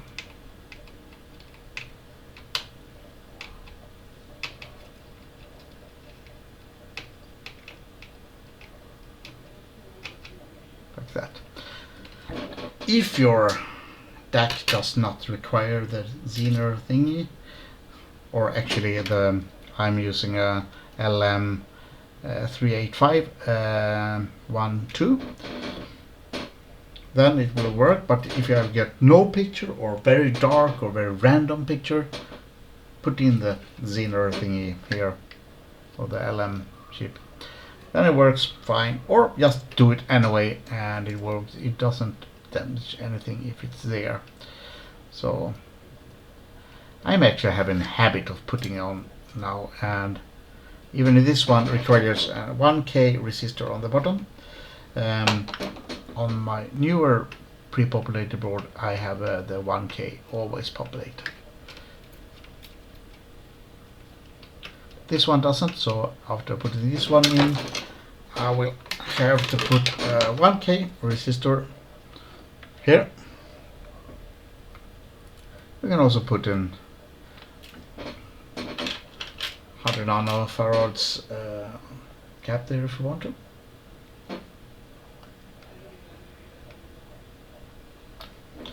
That. Okay, somewhat out of focus because it's too high to connect. And that's it. Now let's see. Putting on the RGB here and power on. And oh, we can see there's a flashy thing.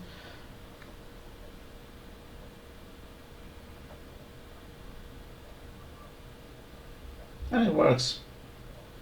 Small text here, but like that. Now we can see that the diagram is booted and with 2 meg chip mem and everything. So next part is actually to put on the CIA, and maybe we can do that now as well.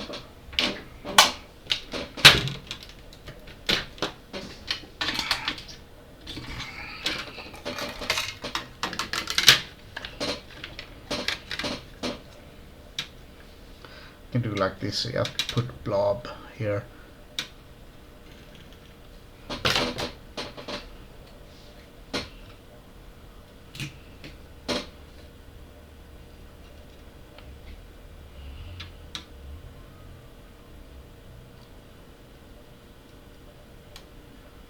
So the usual stuff, so some fast forwarding here.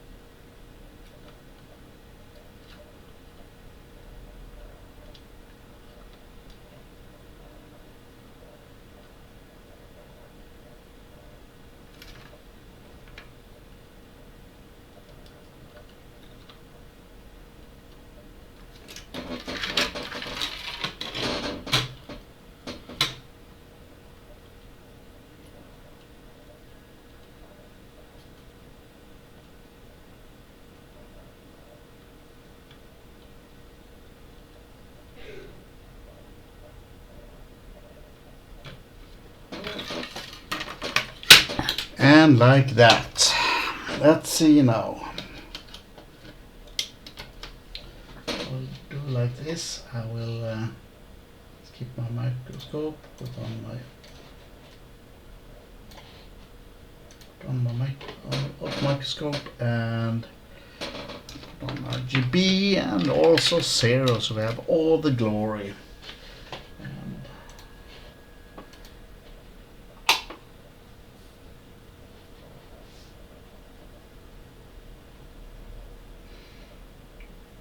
see, it works.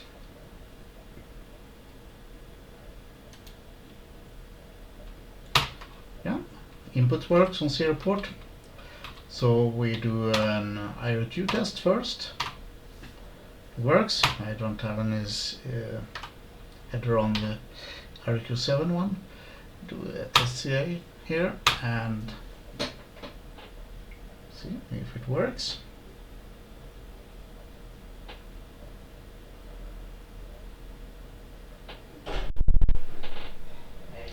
And yeah, it seems to work. So next thing is just to put some connectors, etc., and get it going. But that will be for a later time for me today. Okay, time for next part of this build. So I put the op amp you have there. So you can get audio, and also those 4 chips here for the PCMCI. It's already pre-populated on this board. And oh, interesting, I found a boo-boo. Can you find the error I did here? Okay, maybe you can't, because remove that one, put on that one. See if you can see a mistake have been made.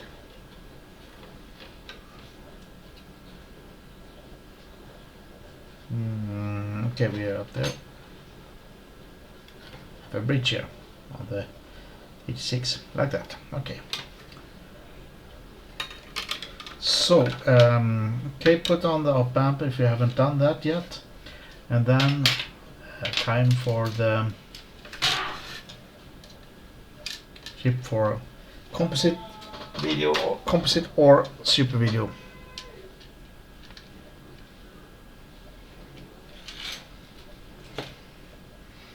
I can tell you that at this specific moment, technically this machine will boot, kickstart.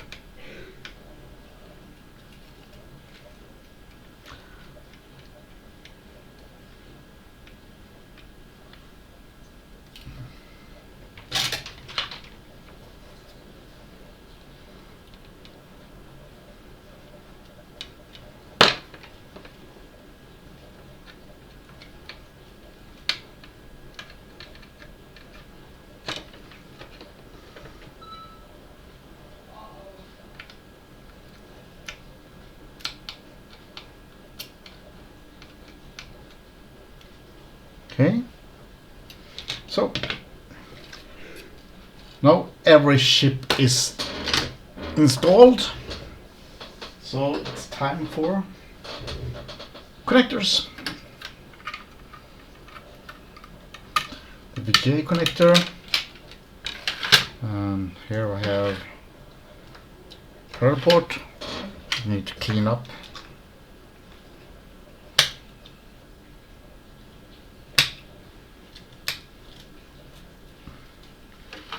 Like that.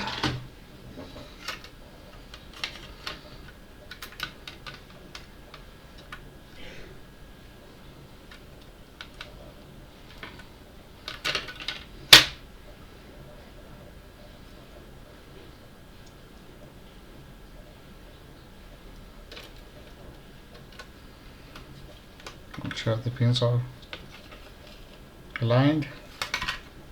Sometimes they are not, due to things when you remove the connector, etc., or store them and whatnot. This one is sulky, and of some reason do not want to go in.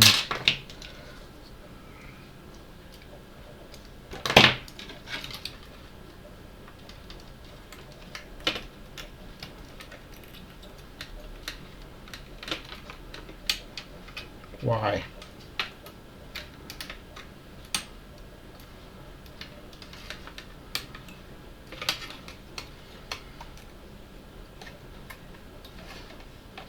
Some pin is really not aligned. Yeah, that one.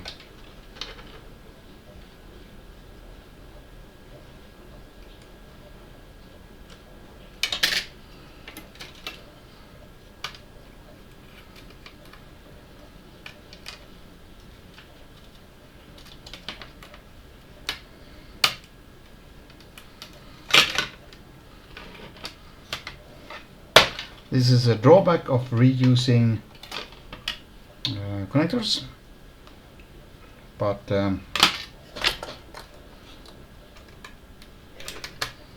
sometimes we do it.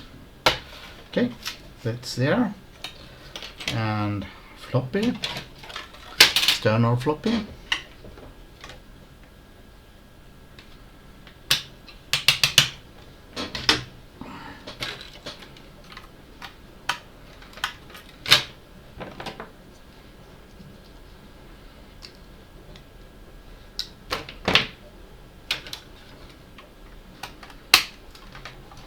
And mouse port, or actually joystick port, like this. And I remove the microscope.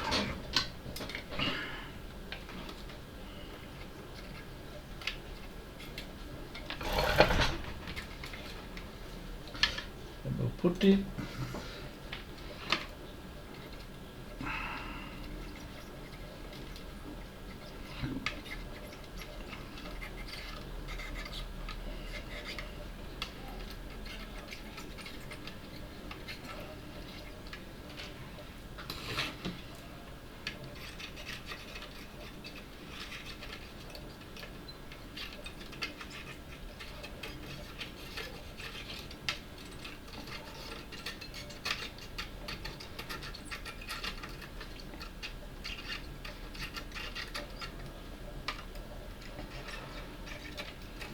Do not have my fume extractor on because it makes so much noise, so audio recording will be harder.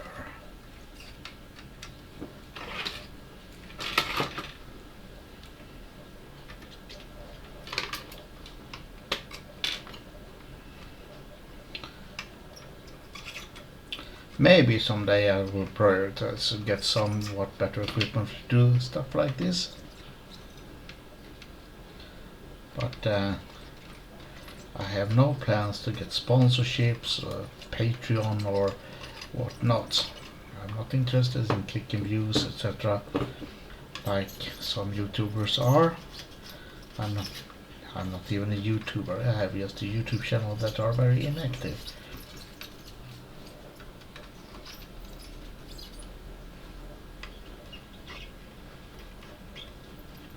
Surprised they even got subscribers, as I don't do any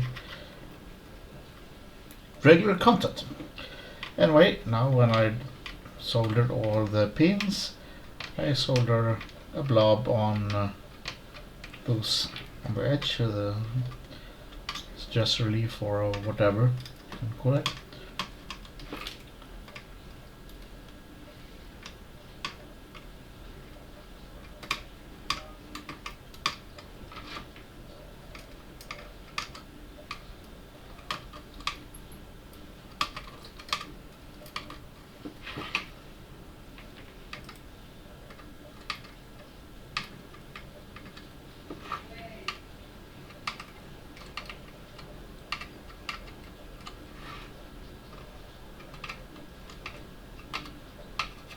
They are required for if you have, so you don't yank off the solderings when you remove connectors, etc. Okay, these ups are done. And now audio. We can do red there and white there. It says on the PCB.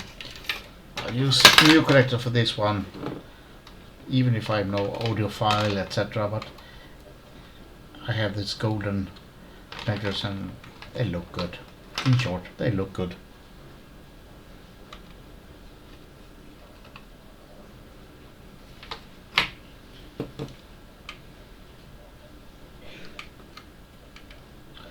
I do put quite a lot of solder here, so as it will be physical strain on this when people connect. About composite, I will use composite for this one. You can also have S-video there. If you have S-video, you should have a small PCB between the connector and the PCB that are approximately 1 millimeter thick. So the connector comes slightly up, otherwise it will be hard to connect it in a case.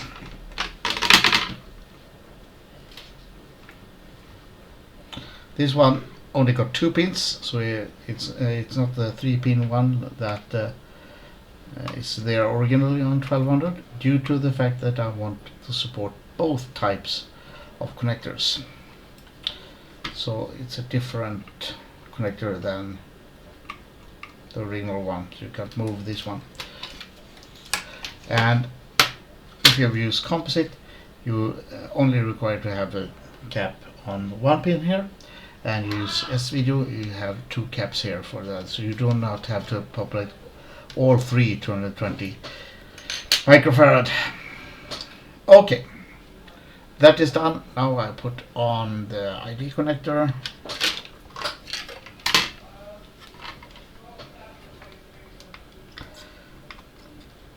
There, and their opposite side as usual. Put on some plugs and drag, solder this one.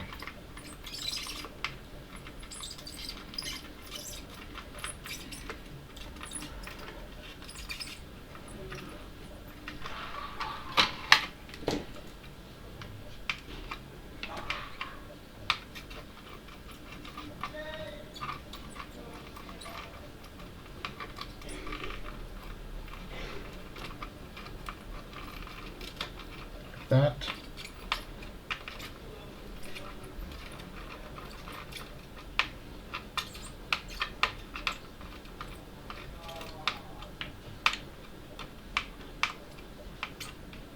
Make sure that there are no shorts, as I actually do have right now, so I just do under the microscope.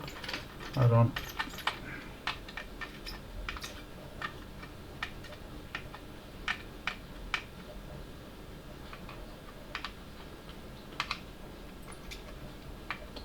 Okay.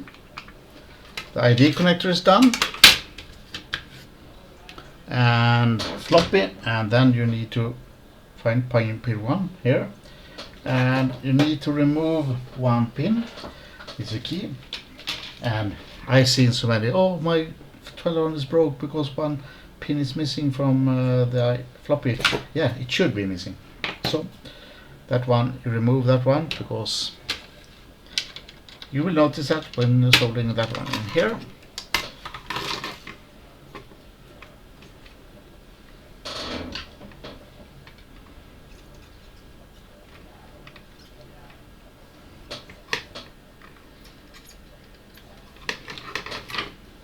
Before I put in the floppy connector, I always make sure that I done the CIA test, that it passes the CIA timing, so at least the CIA should be okay, as especially when I'm using these shrouded ID connectors or floppy connectors. It will be harder to remove the CIA without melting the connector later on. Hopefully we don't have to do that. Anyway, floppy is done. Then we can do the clock port. Put this one here and to the right part.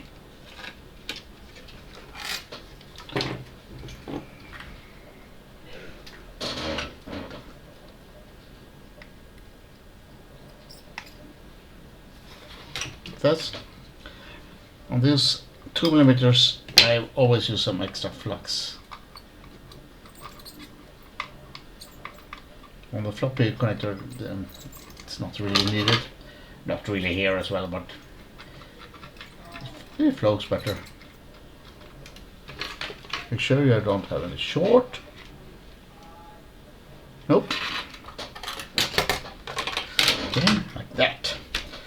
Time for some jumpers. We have a jumper there and a jumper here. So I would do like this. The jumpers here, 3 headers. The top jumper here is what mode should be starting up with, PAL or NTSC. Remember that some boards have onboard SMD resistor, a 0 ohm resistor that can set this one. If you have that one, like I have here, and a jumper, do not have that. You have either a resistor or a jumper, because if you have a resistor there and jumper and set them in different positions, you will have a short to ground and 5 volt to ground. You don't want to have that. Okay, and the other one is a kickstart jumper, switching kickstarter. So I just put some jumpers in here, and for the PAL NTSC, left is PAL, right is NTSC for Alice. The other two 1 0 ohm resistors there is also for PAL NTSC. That's for the composite signal. So yeah, and I take header for the power LED, 3, 5 pins like that, and I remove 1 pin.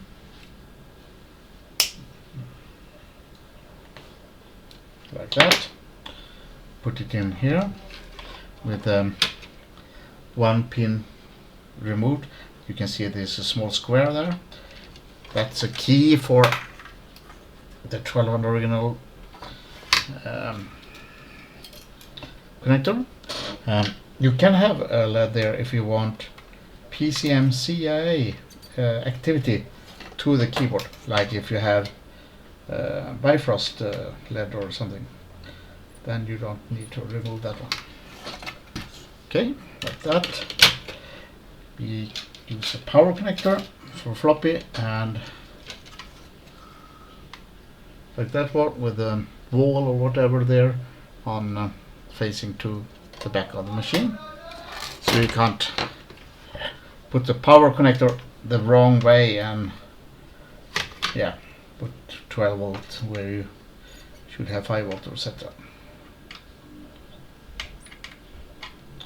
Same with this one.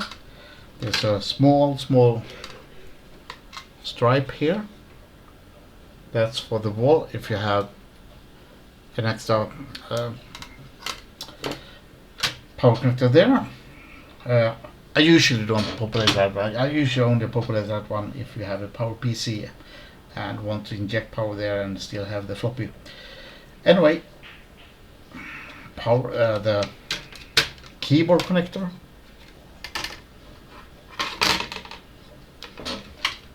This is brand new, of the simple reason that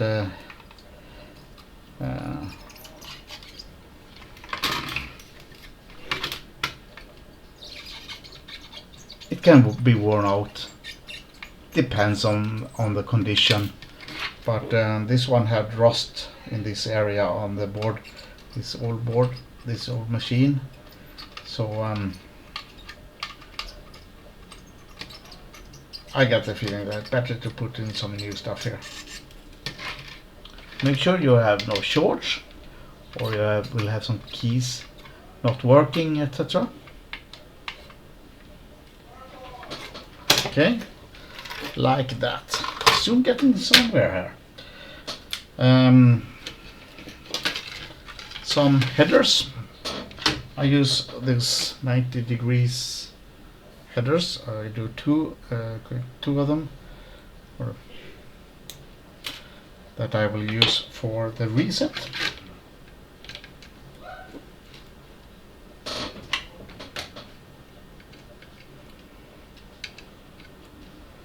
That and to normal 2-pin header.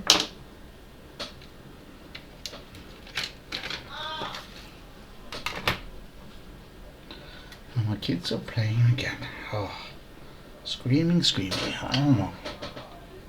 Never play games, so maybe it's a thing you need to do. I don't know. Okay.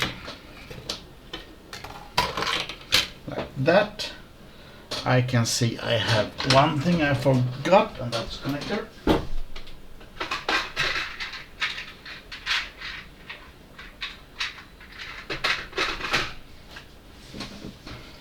For the mouse PCB.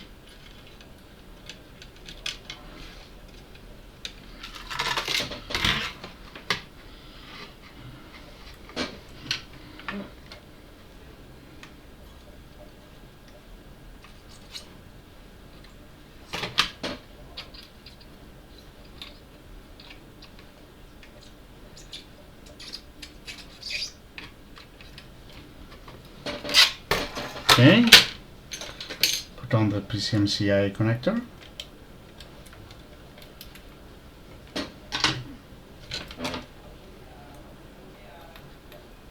Sometimes you need to clean the pins.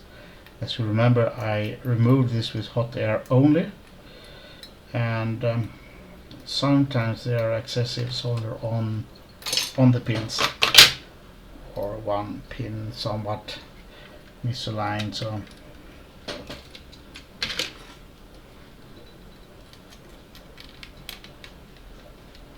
yeah, make sure all pins are there.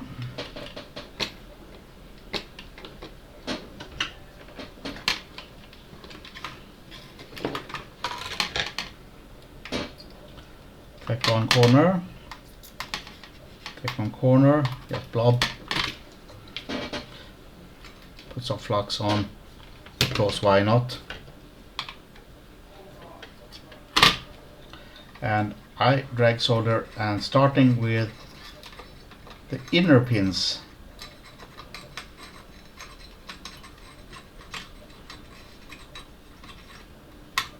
like that.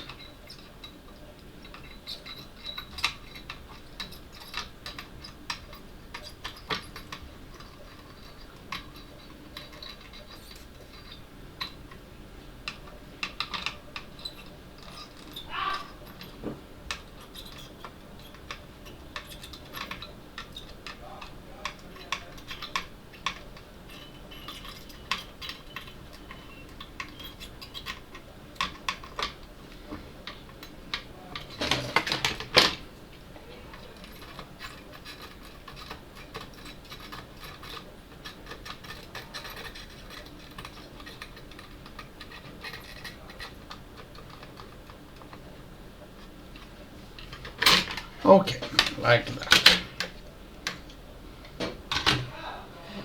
Then I should put on the oscillator for the composite. If you have an NTSC machine, this one is not required.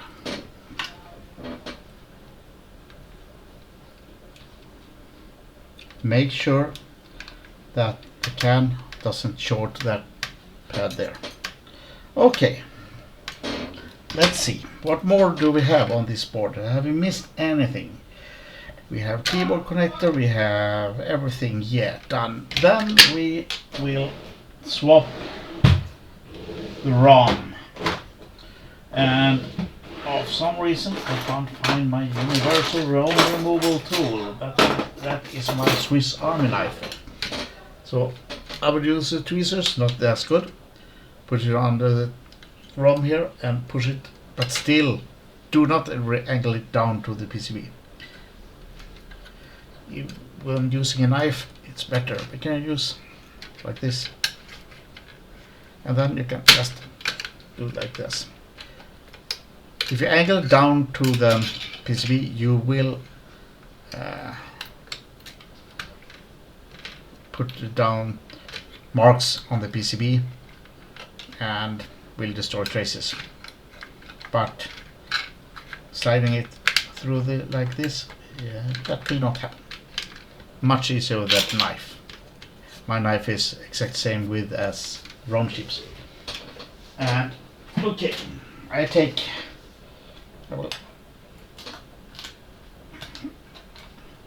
my test ROMs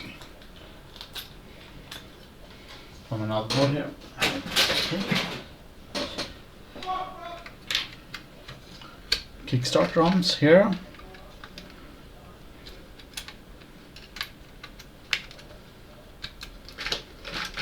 Blob of solder.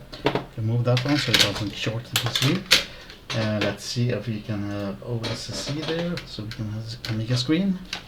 Put some power. Put on RGB and my hard drive or my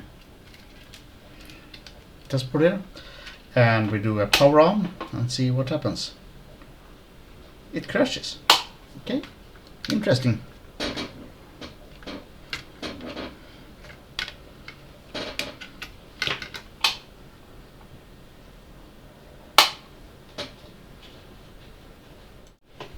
Oh, I had stopped there.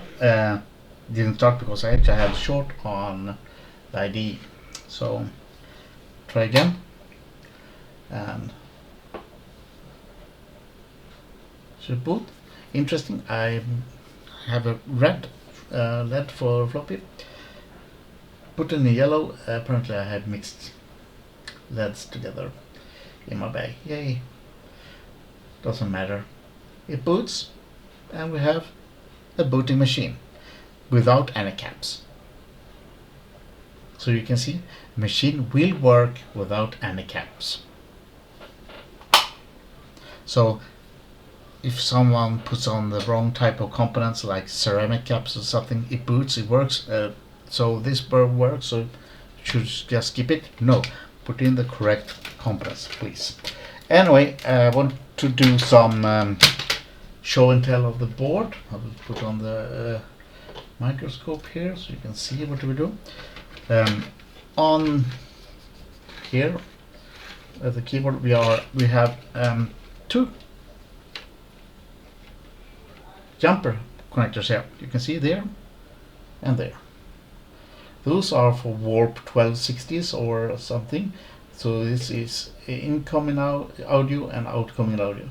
So if you remove these 0 ohm resistors here and put in a jumper header here and just a normal jumper, or connect it to something that you want to mix in audio with the port set, like the warp, or if you do want to do an own mono switcher or something. So that can be used there. And later board also have a hole here for audio ground. Okay, if you buy a board from me, this is quite different from the public PCBs. At the keyboard connector, keyboard MPU here, we have those. This is for mono audio. Then you have to put an 22 microfarad or 10 microfarad cap here to get mono out for Solas board, etc. Sadly, Solas board it covers there, mistake. Anyway, here we have, as I told before when I found it here, those two resistors here, that one and that one, is for PAL or NTSC for the composite. So if you have an NTSC machine, they should be mounted at the other position instead, because that will disable that one. That's not either an NTSC. These are for PAL or NTSC Denise. Either use jumper or resistor, never both. And so that goes to Denise, that goes to I think 5 volt, and that's to ground. So if you have a resistor here and put that one, you'll be short to ground. So no, don't do that. Here we have for S-video, if you have like this composite and want S-video as well, you can have it there and connect it to. Otherwise, then you need to put all three 220 microfarad. We have some here some 5 volt, 7 volt and 12 volt power connectors for fans. 7 volt is actually 5 volt as ground and 12 volt as power, so the difference is 12 is 7 volt. Yeah, so nothing more that except the normal extra on the ReAmiga with the extra power here at the CPU slot. Here you can see the back of the connector, like that one. At the CIA here we have a connector for the RAT switch, if you want to have a connector for that one, so you don't have to put any socket or whatever to the CIA to get that one. And well, we have the typical ampere for non-maskable interrupt for IRQ 7. Programmers like this and HRT mon etc. can use that one to trigger, like extra replay and reset. And yeah, the thing I forgot to do at the optional LED there, I put a wire like that and solder it so I can have a LED showing my PCMCI activity.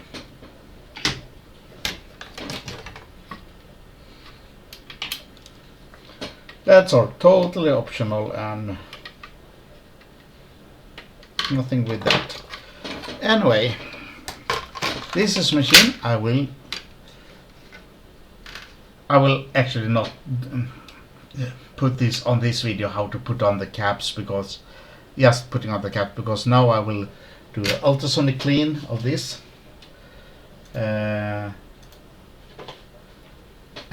after the ultrasonic clean I will let it dry, and that takes some days here in Sweden now as we have no sun, so you have to wait there.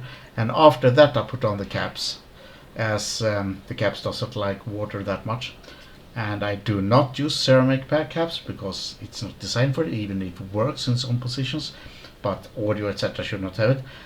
Tantalum, no, they explode. No, they are as crappy as my camera to use that one. Maybe better on some, but no, they make horrible marks on the PCB when they fail. Not if they fail, when they fail. Everything fails on the day. Put on some real high quality electrolytics or hybrid ones and they will not leak. Simple as that. And this camera sucks bad. Anyway, I hope you enjoyed this one. I will not say subscribe or whatever, because yeah, I'm not a YouTuber, so it's not sponsored anything, which you notice of this crappy camera. Anyway, that's how I built a ReAmiga from a dead board. The problem with the old board was most likely the power. That was bad, that I had to change to a new one or another one. And that's it. Just do the PCB here. Yeah, I didn't do it on video because just the one connector done. You don't have to do the LEDs there. They are only for fun to test the joystick, where a mouse just flickers or randomly anyway. So anyway, that's it, and hope you thinking that it was interesting to see. Bye and thank you.